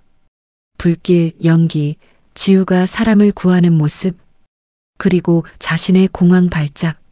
하지만 다른 기억도 떠올랐습니다. 어릴 적 기억이었어요. 희미했지만 분명한 기억이었습니다. 불타는 건물 아니었습니다. 연기로 가득했어요. 어린 서린은 아버지 손을 꼭 잡고 있었습니다. 무서웠어요. 숨을 쉴 수 없었습니다. 울고 있었어요. 아빠. 그때 소방관 아저씨가 나타났습니다. 큰 손으로 서린을 안아 올렸어요. 따뜻하고 든든했습니다. 괜찮아, 아가씨. 아저씨가 구해줄게. 소방관 아저씨는 서린을 먼저 밖으로 데리고 나갔습니다. 밝은 곳이었어요. 공기가 맑았습니다. 숨을 쉴 수 있었어요. 아빠는요? 곧 데리고 올게. 기다려. 소방관 아저씨는 다시 불길 속으로 뛰어들어갔습니다. 잠시 후 아버지를 업고 나왔어요. 하지만 소방관 아저씨는 그 자리에 쓰러졌습니다. 어린 서린은 울면서 소방관 아저씨를 불렀습니다. 아저씨, 아저씨. 하지만 아저씨는 대답하지 않았습니다. 서리는 침대에서 벌떡 일어났습니다. 온몸에 땀이 흥건했어요. 심장이 빠르게 뛰었습니다. 그랬어. 나도 거기 있었어. 그 소방관 아저씨가 나를 구해줬어. 서리는 떨리는 손으로 핸드폰을 집어들었습니다. 아버지에게 전화를 걸었어요. 몇 번의 신호음 후에 한태산 회장이 받았습니다. 서리나, 괜찮니? 지금 병원으로 갈게. 아빠 30년 전 일. 기억나세요? 뭐? 한주빌딩 화재요. 나를 구해준 소방관 아저씨. 기억나세요? 한태산 회장은 잠시 침묵했습니다. 오래된 기억이 떠올랐어요. 평생 잊을 수 없는 날이었습니다. 기억하지? 문재혁 소방관님이셨어. 우리 목숨의 은인이시지. 그분 성함이. 문재혁이요? 서린의 목소리가 떨렸습니다. 그래. 왜? 지후 씨 아버지 이름이 문재혁이에요. 한태산 회장은 핸드폰을 떨어뜨릴 뻔했습니다. 온몸에 소름이 돋았어요. 뭐라고? 지후 군의 아버지가? 네. 지금 확인했어요. 지후 씨 아버지가 바로 우리를 구해주신 그분이에요. 한태산 회장은 의자에 주저앉았습니다. 머릿속이 하였어요. 30년 동안 찾고 싶었던 은인의 가족이 바로 곁에 있었다니요. 서린아, 내가 지금 당장 갈게. 우리 함께 선옥 씨를 찾아뵙자. 한태산 회장은 비서를 불렀습니다. 지금 당장 차를 준비해. 그리고 문지우 씨와 박선옥 씨를 모셔오도록 해. 네. 하지만 김 이사님께서. 김 이사는 신경 쓰지 마. 당장 모셔와. 회장의 목소리에 힘이 들어갔습니다. 비서는 황급히 움직였어요. 1시간 후 태상그룹 본사 회장실이었습니다. 넓고 고급스러운 방이었어요.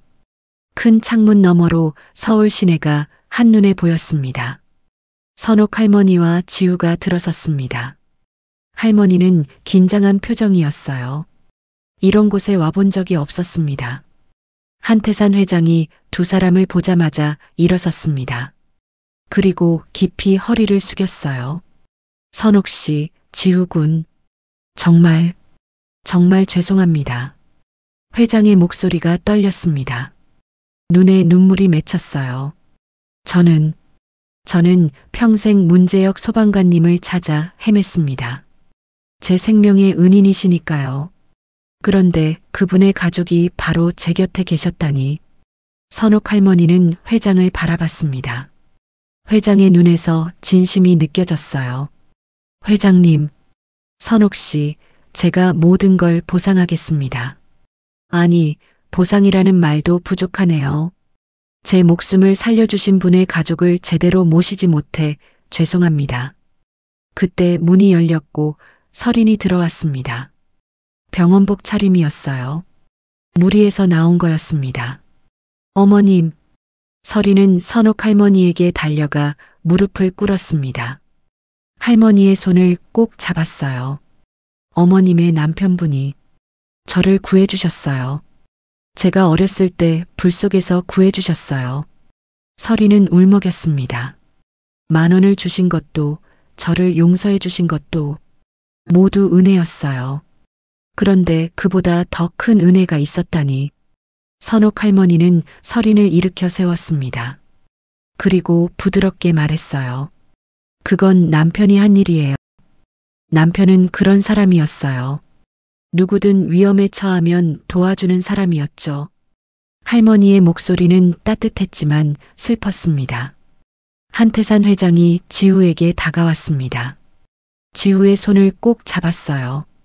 지우군, 자네 아버지처럼 자네도 사람을 구했더군. 그 용기, 그 마음씨가 정말 자네 아버지를 닮았어. 지우는 고개를 숙였습니다. 부끄럽기도 했고 뿌듯하기도 했어요. 감사합니다, 회장님. 한태산 회장은 창밖을 바라봤습니다. 서울 하늘이 맑았어요. 문 소방관님께서 살려주신 이 목숨 헛되이 쓰지 않았다고 자신 있게 말씀드리고 싶었는데 부끄럽습니다. 회장의 목소리에 후회가 묻어났습니다. 하지만 이제 바로잡을 기회가 생겼어요. 네 사람은 서로를 바라봤습니다. 30년의 세월이 이들을 이어준 거였어요. 비극으로 시작했지만 이제 새로운 시작이 될 수 있었습니다. 하지만 이들은 아직 몰랐습니다. 30년 전 그 화재의 진짜 비밀을, 그리고 그 비밀을 숨기려는 자가 바로 곁에 있다는 거요. 한태산 회장은 즉시 비서에게 지시했습니다. 지후군과 선옥 씨를 당장 본사로 모셔와 최고의 예우로 모시도록 해. 비서가 고개를 끄덕이며 나갔습니다. 하지만 복도에서 김이사와 마주쳤어요. 무슨 일입니까? 김이사의 목소리는 차가웠습니다. 비서는 긴장하며 대답했어요. 회장님께서 문지우 씨와 박선옥 씨를 모시라고 하셨습니다. 김이사의 얼굴이 굳었습니다. 뭔가 잘못됐어요. 계획이 틀어지고 있었습니다. 잠깐만 기다리시오. 김이사는 회장실 문을 두드렸습니다. 허락도 받지 않고 문을 열었어요. 안에는 한태산 회장과 설인이 함께 있었습니다. 회장님, 무슨 일이십니까? 왜 갑자기? 김이사, 자네에게 할 말이 있네. 한태산 회장의 목소리는 단호했습니다. 평소와 달랐어요. 김이사는 불안함을 느꼈습니다. 제가 평생 찾던 은인의 가족을 찾았네. 문재혁 소방관님의 가족 말이야. 김이사는 그 이름을 듣는 순간 얼어붙었습니다. 온몸에 피가 식는 것 같았어요. 문재혁? 이라고요? 그래. 30년 전 나와 설인이를 구해주신 분이야. 그분의 아들이 바로 문지우 군이고 부인이 박선옥 씨야. 김이사는 뒤로 휘청거렸습니다. 벽에 손을 짚고 겨우 중심을 잡았어요. 30년 동안 숨겨왔던 비밀이 무너지기 시작했습니다. 회장님, 그게... 그때 설인이 서류 봉투를 꺼냈습니다. 안에는 CCTV 영상 캡처 사진과 통화 내역이 들어있었어요. 김 이사님, 이게 뭔지 아세요? 설인의 목소리는 차가웠습니다. 눈빛도 냉랭했어요. 남대문 시장 방화범 오도철의 통화 내역이에요. 불나기 직전에 당신과 통화했더군요. 김 이사는 입술을 깨물었습니다. 손에 땀이 흘렀어요. 그건 오해입니다. 저는 그냥 오해가 아니에요. 오도철을 이미 체포했어요. 그가 모든 걸 자백했습니다. 설인은 또 다른 서류를 꺼냈습니다. 오도철의 자백서였어요. 김 이사가 돈을 주고 불을 지르라고 시켰다. 겁만 주라고 했지만 불이 너무 커졌다. 그 전에도 소문을 퍼뜨리라는 지시를 받았다. 한태산 회장은 김 이사를 노려봤습니다. 30년 동안 믿었던 사람이었어요. 그림자처럼 곁을 지켜준 사람이었습니다. 그런데 배신했어요. 김 이사, 왜 그랬나? 회장의 목소리가 떨렸습니다. 분노보다는 배신감이 컸어요. 김 이사는 웃었습니다. 차갑고 비틀린 웃음이었어요. 왜요? 회장님께서는 정말 모르십니까? 김 이사의 목소리가 변했습니다. 30년 동안 숨겨왔던 감정이 터져나왔어요. 30년이에요, 30년. 제가 당신 그림자로 산 게 30년입니다. 김 이사는 소리쳤습니다. 얼굴이 붉어졌어요. 당신은 빛나는 회장이고 저는 어둠 속의 비서였어요. 당신은 칭찬받고 저는 뒤에서 더러운 일을 처리했죠. 김 이사, 이제 그만하려고 했어요. 당신만 없으면 이 모든 게 제 거였을 텐데. 한태산 회장은 한 걸음 뒤로 물러섰습니다. 김 이사의 눈빛이 무서웠어요. 광기가 느껴졌습니다. 그래서 불을 지른 건가? 선량한 사람들을 해치고? 김 이사는 코웃음을 쳤습니다. 이번이 처음이 아닙니다. 회장실이 조용해졌습니다. 무거운 침묵이 흘렀어요. 30년 전 그 불도 제가 질렀습니다. 서린이 숨을 헐떡였습니다. 한태산 회장은 얼어붙었어요. 뭐라고? 김 이사의 입가에 미소가 번졌습니다. 후회는 없었어요. 오히려 후련했습니다. 30년 전 저는 회장님의 동업자와 손을 잡았습니다. 회사 공금을 횡령했죠. 수십억을 빼돌렸어요. 김 이사는 천천히 말했습니다. 고백하듯이요. 그런데 회장님이 눈치채셨어요. 장부를 확인하기 시작했죠. 증거를 모으고 있었어요. 한태산 회장은 그때를 떠올렸습니다.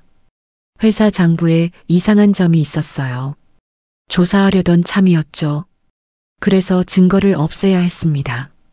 그리고 회장님도 없애야 했어요. 서린이 비명을 질렀습니다. 아니야. 한주 빌딩 지하에 인화물질을 숨겨뒀습니다. 회장님이 사무실에 계실 때를 노렸죠. 불을 질렀습니다. 김 이사의 목소리는 담담했습니다. 감정이 없었어요. 계획은 완벽했어요. 회장님과 어린 서린 양 두 분 다 그 안에서 죽을 예정이었어요. 그러면 회사는 제 것이 되는 거였죠. 한태산 회장은 주먹을 불끈 쥐었습니다. 손이 떨렸어요. 하지만 그 빌어먹을 소방관이 나타났어요. 김 이사의 목소리가 커졌습니다. 분노가 섞였어요. 문제요? 그 남자가 모든 걸 망쳤어요. 회장님을 구했고 서린 양을 구했어요. 제 30년 계획을 한순간에 무너뜨렸어요. 김 이사는 미친 듯이 웃었습니다. 그래서 참았어요. 30년을 더 기다렸어요. 회장님 곁에 남아 기회를 노렸죠. 조금씩 자산을 빼돌리고 제 세력을 키웠어요. 그런데 그 소방관의 아들이 나타났어요. 서린 양과 사랑에 빠졌어요. 이건 제 계획에 없던 일이었죠. 김 이사는 서린을 노려봤습니다. 그래서 제거하려고 했어요. 소문도 퍼뜨리고 불도 질렀어요. 저들이 포기하고 떠나게 만들려고요. 하지만 실패했어요. 그 아들도 아버지처럼 사람을 구했더군요. 영웅 행세를 하더군요. 김 이사는 한태산 회장에게 다가갔습니다. 위협적인 걸음걸이였어요. 이제 알았습니까? 제가 왜 이랬는지, 30년 동안 제가 얼마나 고통받았는지. 한태산 회장은 뒤로 물러섰습니다. 하지만 더 이상 물러설 곳이 없었어요. 벽에 등이 닿았습니다. 김 이사는 주머니에서 무언가를 꺼냈습니다. 작은 칼이었어요. 날카롭게 빛났습니다. 30년 전에 못 끝낸 일을 지금 끝내겠습니다. 김 이사가 칼을 들고 회장에게 달려들었습니다. 서린이 비명을 질렀어요. 아빠. 바로 그 순간 회장실 문이 벌컥 열렸습니다. 지우가 뛰어들어왔어요. 상황을 파악하는데 1초도 걸리지 않았습니다. 지우는 몸을 날렸습니다. 김 이사와 한태산 회장 사이로 뛰어들었어요. 김 이사의 칼이 지우의 어깨를 스쳤습니다. 피가 흘렀어요.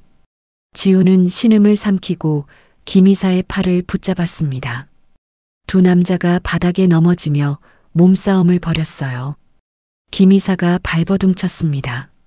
하지만 지우는 놓지 않았어요. 칼을 빼앗으려고 필사적으로 버텼습니다. 회장님을 다치게 할 순 없어요. 지우는 온 힘을 다해 김 이사의 손목을 비틀었습니다. 칼이 바닥에 떨어졌어요. 지우는 재빨리 칼을 발로 차서 멀리 보냈습니다. 보안팀이 달려들어왔습니다. 여러 명의 경호원이 김 이사를 제압했어요. 김 이사는 바닥에 눌린 채 소리쳤습니다. 놓으라고.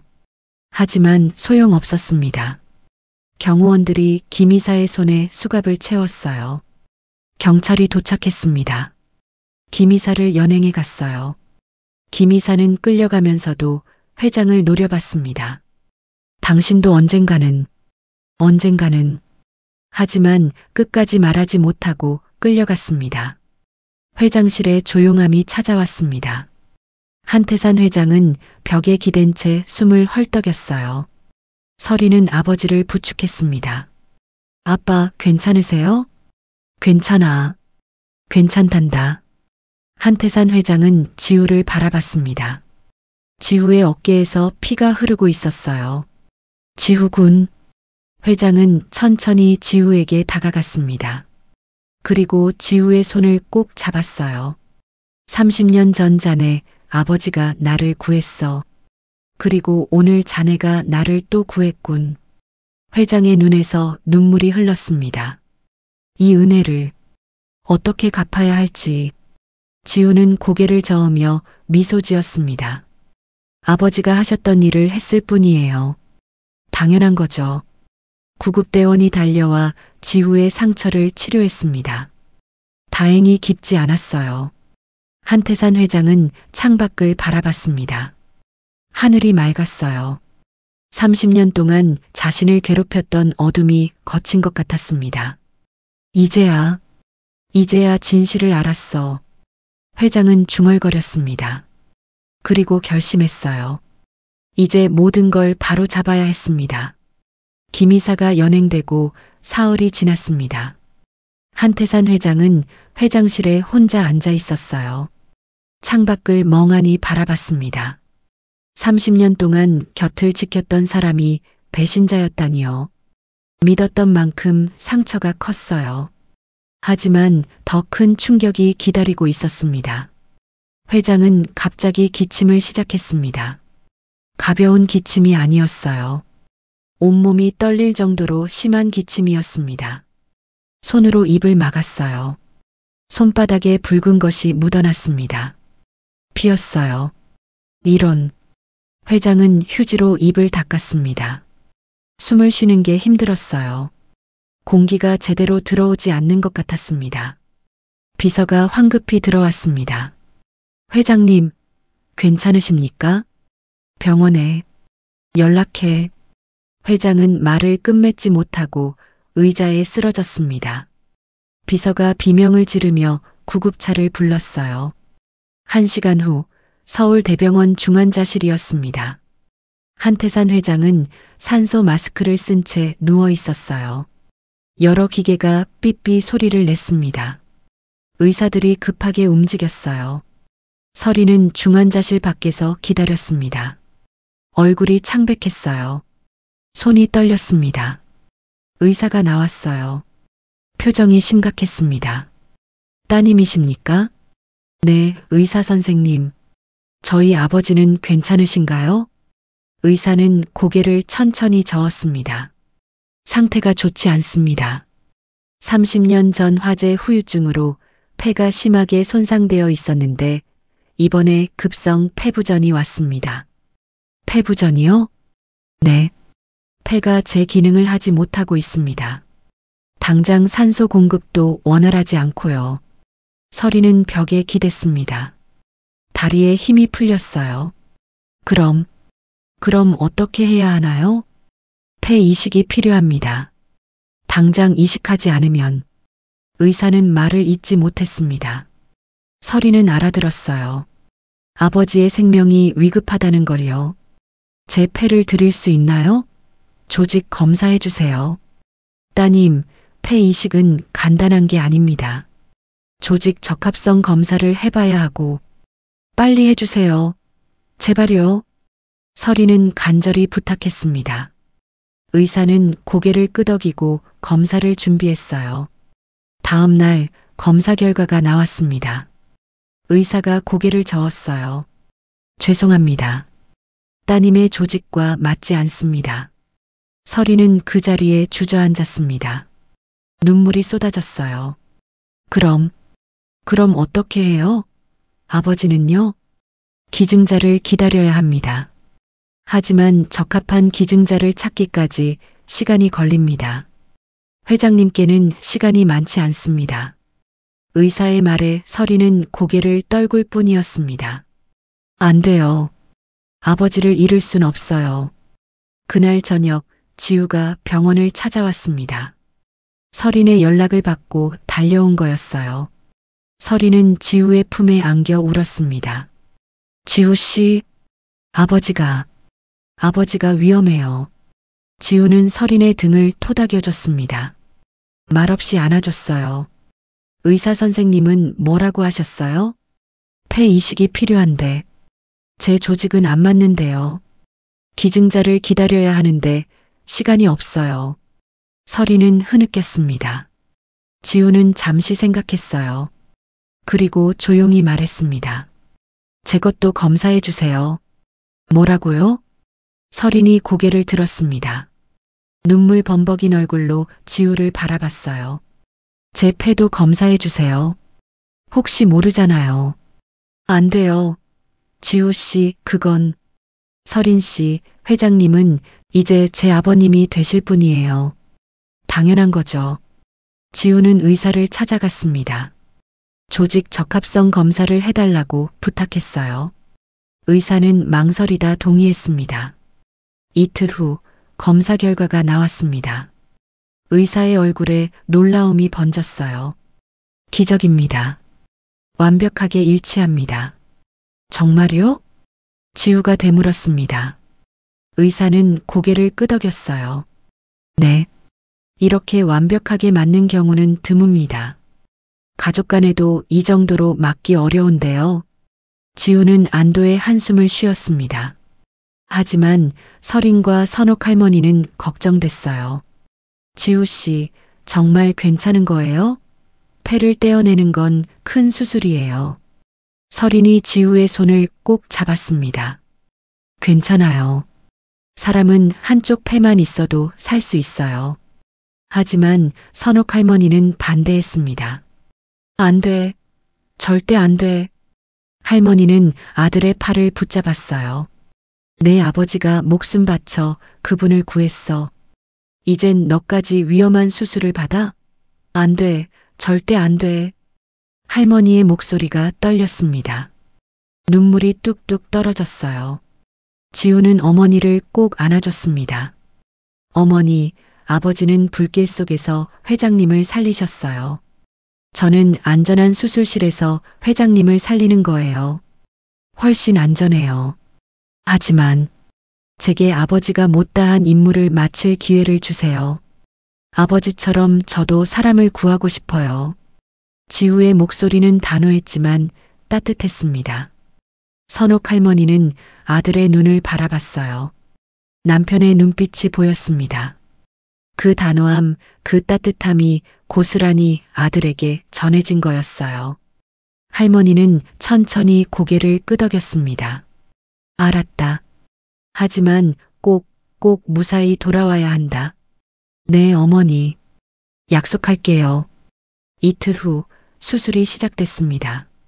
큰 수술실 2개가 나란히 준비됐어요.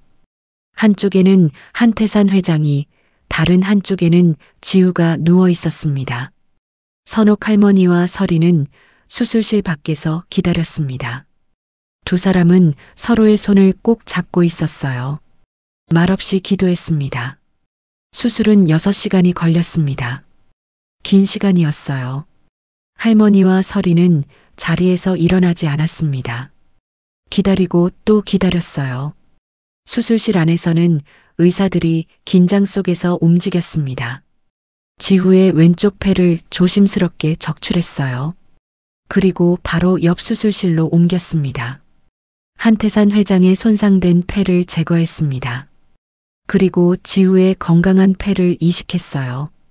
혈관을 연결하고 기도를 연결했습니다. 모든 게 정밀하고 조심스럽게 진행됐어요. 수술 중간 위급한 순간이 찾아왔습니다. 한태산 회장의 심장 박동이 불규칙해졌어요. 기계가 요란하게 경보음을 냈습니다. 회장님 상태가 안 좋습니다. 의사들이 급하게 움직였습니다. 심장 마사지를 시작했어요. 약물을 투여했습니다. 모두가 긴장했어요. 그때 신기한 일이 일어났습니다. 지우의 폐가 한태산 회장의 몸속에서 숨을 쉬기 시작했어요. 산소가 몸 전체로 퍼져나갔습니다. 심장 박동이 다시 안정을 찾았어요. 정상으로 돌아왔습니다. 의사들이 안도의 한숨을 쉬었습니다. 수술이 계속됐어요. 6시간 후 수술실 문이 열렸습니다. 집도의가 나왔어요. 마스크를 벗었습니다. 피곤한 표정이었지만 미소를 짓고 있었어요. 수술 성공했습니다. 선옥 할머니와 설인이 동시에 일어섰습니다. 서로를 껴안고 울었어요. 기쁨의 눈물이었습니다. 두 분 모두 무사합니다. 문지우 씨의 폐가 한태산 회장님 몸에서 잘 작동하고 있습니다. 의사는 계속 설명했습니다. 이식 수술 중 가장 중요한 게 조직 거부 반응인데 놀랍게도 전혀 나타나지 않았습니다. 마치 원래 회장님의 폐였던 것처럼 완벽하게 적응하고 있어요. 설이는 무릎을 꿇고 하늘을 향해 감사 기도를 올렸습니다. 선옥 할머니는 하염없이 눈물을 흘렸어요. 며칠 후 한태산 회장이 깨어났습니다. 중환자실 침대에 누워 천장을 바라봤어요. 숨을 깊이 들이마셨습니다. 신기했어요. 30년 만에 처음으로 깊은 숨을 쉴 수 있었습니다. 이렇게 숨 쉬는 게 이렇게 편한 거였구나. 회장의 눈에서 눈물이 흘렀습니다. 옆에서 설인이 아버지의 손을 잡았어요.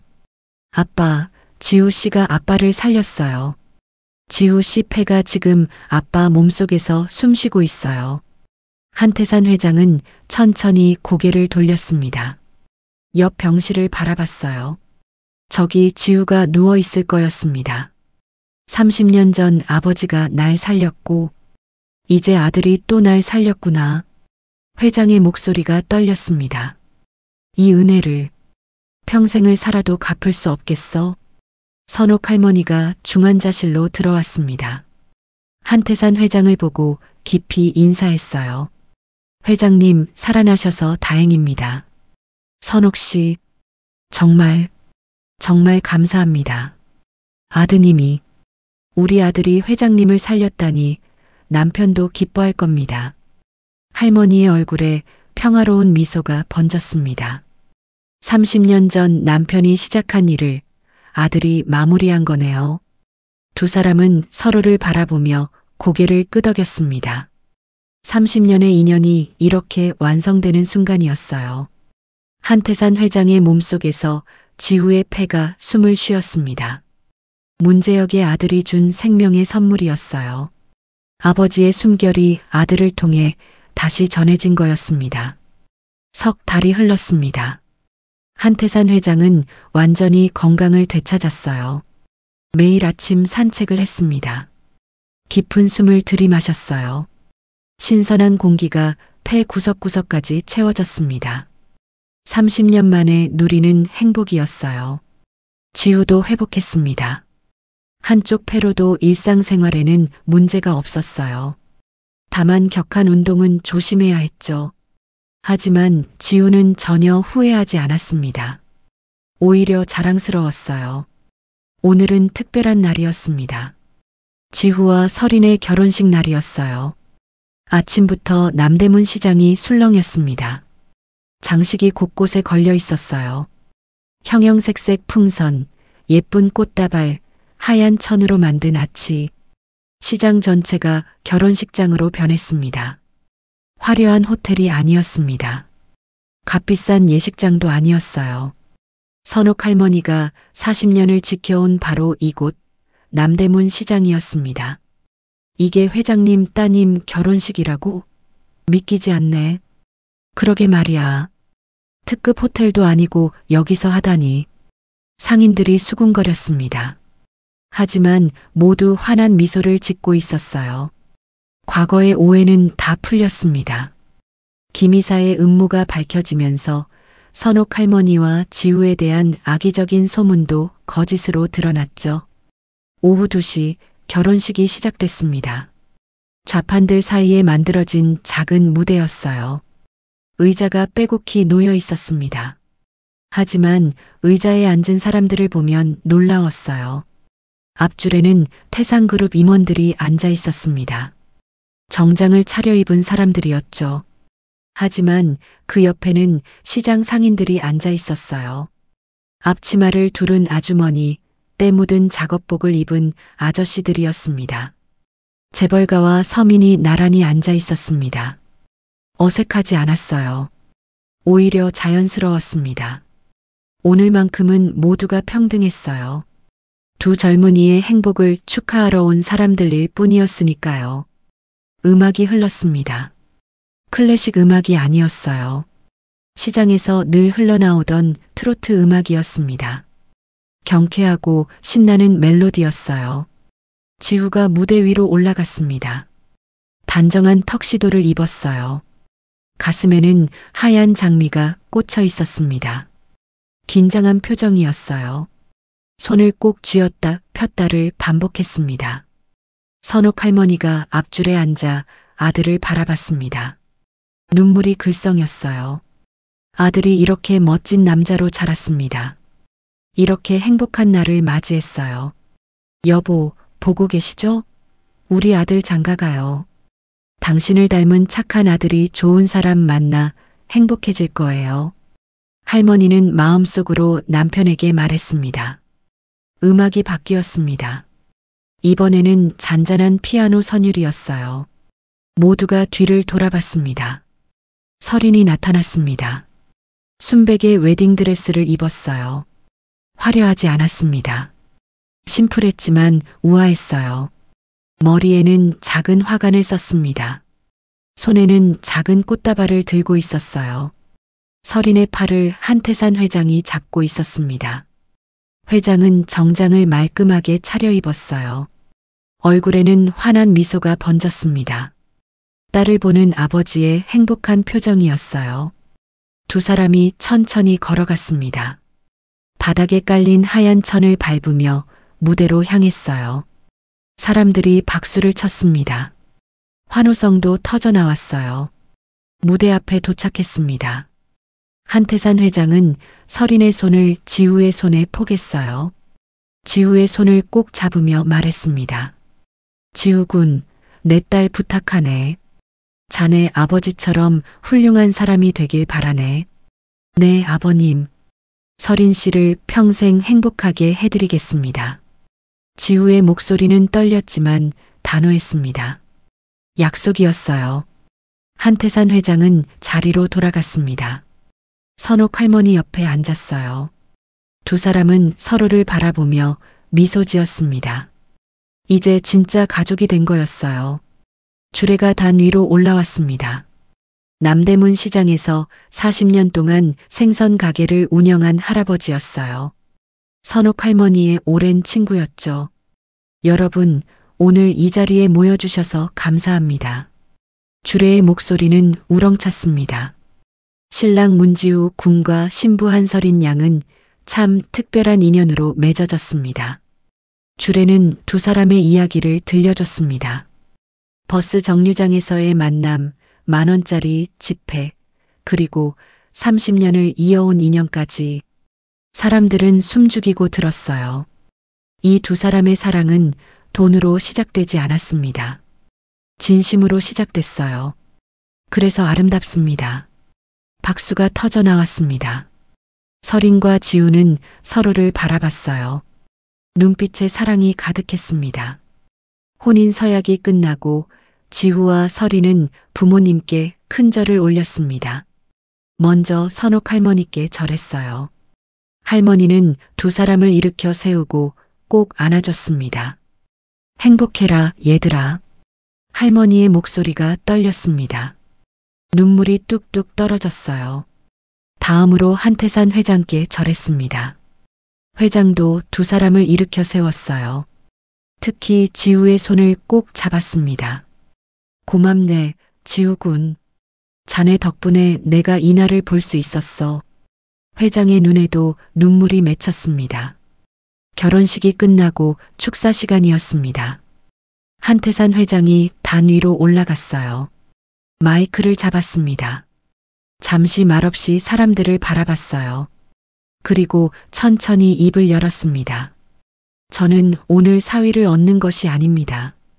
회장의 목소리가 울렸습니다. 30년 전 잃어버렸던 제 생명의 은인을, 그리고 아들을 되찾는 날입니다. 회장은 잠시 말을 멈췄습니다. 목이 맸어요. 문재혁 소방관님, 그리고 그분의 아들 지후군. 두 분이 저를 살려주셨습니다. 이 은혜를 평생 잊지 않겠습니다. 회장은 깊이 허리를 숙였습니다. 모든 사람이 일어나 박수를 쳤어요.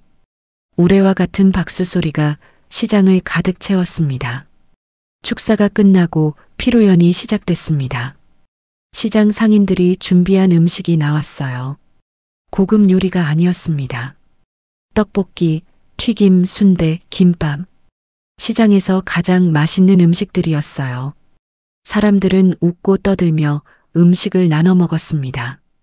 임원들도 상인들도 구분 없이 함께 어울렸어요. 진짜 잔치였습니다. 해가 저물 무렵 설인이 시어머니가 된 선옥 할머니에게 다가왔습니다. 손에 작은 상자를 들고 있었어요. 어머님, 드릴 게 있어요. 뭔데, 얘야? 설이는 상자를 열었습니다. 안에는 고급스러운 액자가 들어 있었어요. 액자 안에는 꼬깃꼬깃한 10,000원짜리 지폐가 들어 있었습니다.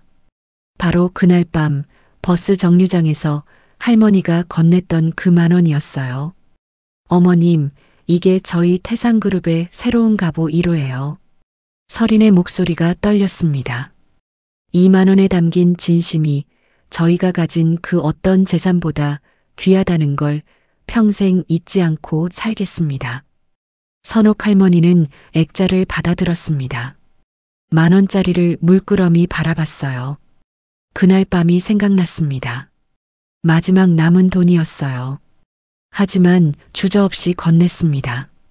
그게 옳은 일이라 생각했으니까요. 얘야. 할머니는 설인을 꼭 안아줬습니다. 며느리가 된 설인을 품에 안았어요. 고맙구나. 우리 아들 잘 부탁한다. 네, 어머님. 평생 지우 씨를 사랑하겠습니다. 지우도 다가와 세 사람은 함께 안았습니다. 한태산 회장도 다가와 함께 했어요. 네 사람이 10,000원짜리 액자를 가운데 두고 함께 섰습니다. 사진사가 카메라를 들었습니다. 자, 웃으세요. 하나, 둘, 셋. 플래시가 터졌습니다. 네 사람의 환한 미소가 사진에 담겼어요. 액자 속 10,000원짜리도 함께 담겼습니다. 해가 완전히 졌습니다. 시장에 가로등이 켜졌어요. 따뜻한 불빛이 사람들을 비췄습니다. 음악이 흐르고 사람들은 춤을 췄어요. 나이도 신분도 상관없이 모두 함께 어울렸습니다. 선옥 할머니는 좌판이 있던 자리를 바라봤습니다. 화재로 모두 타버렸던 그곳이었어요.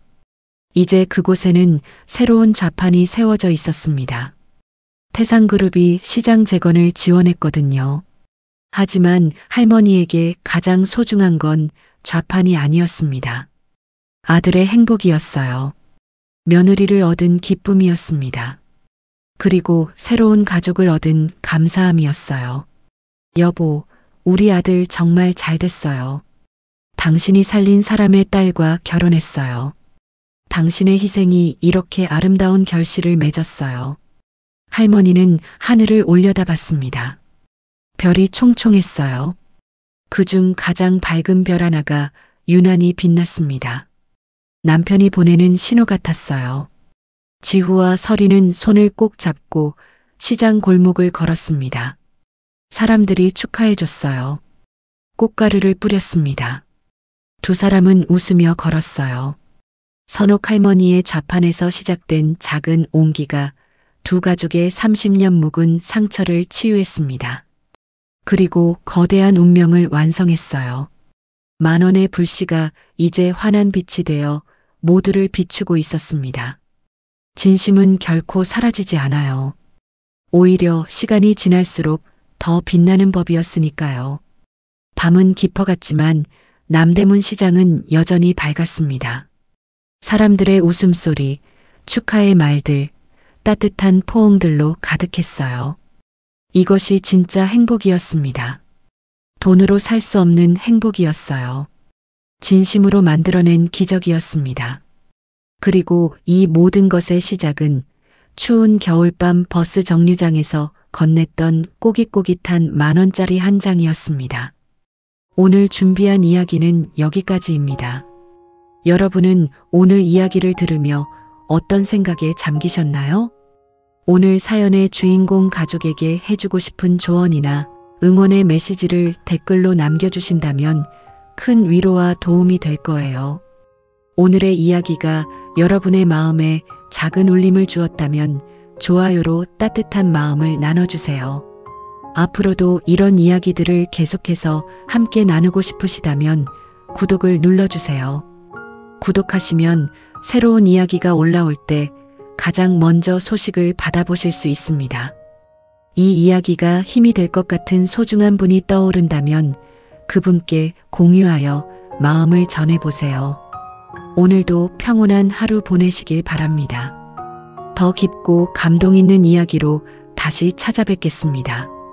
바람 같은 이야기였습니다. 감사합니다.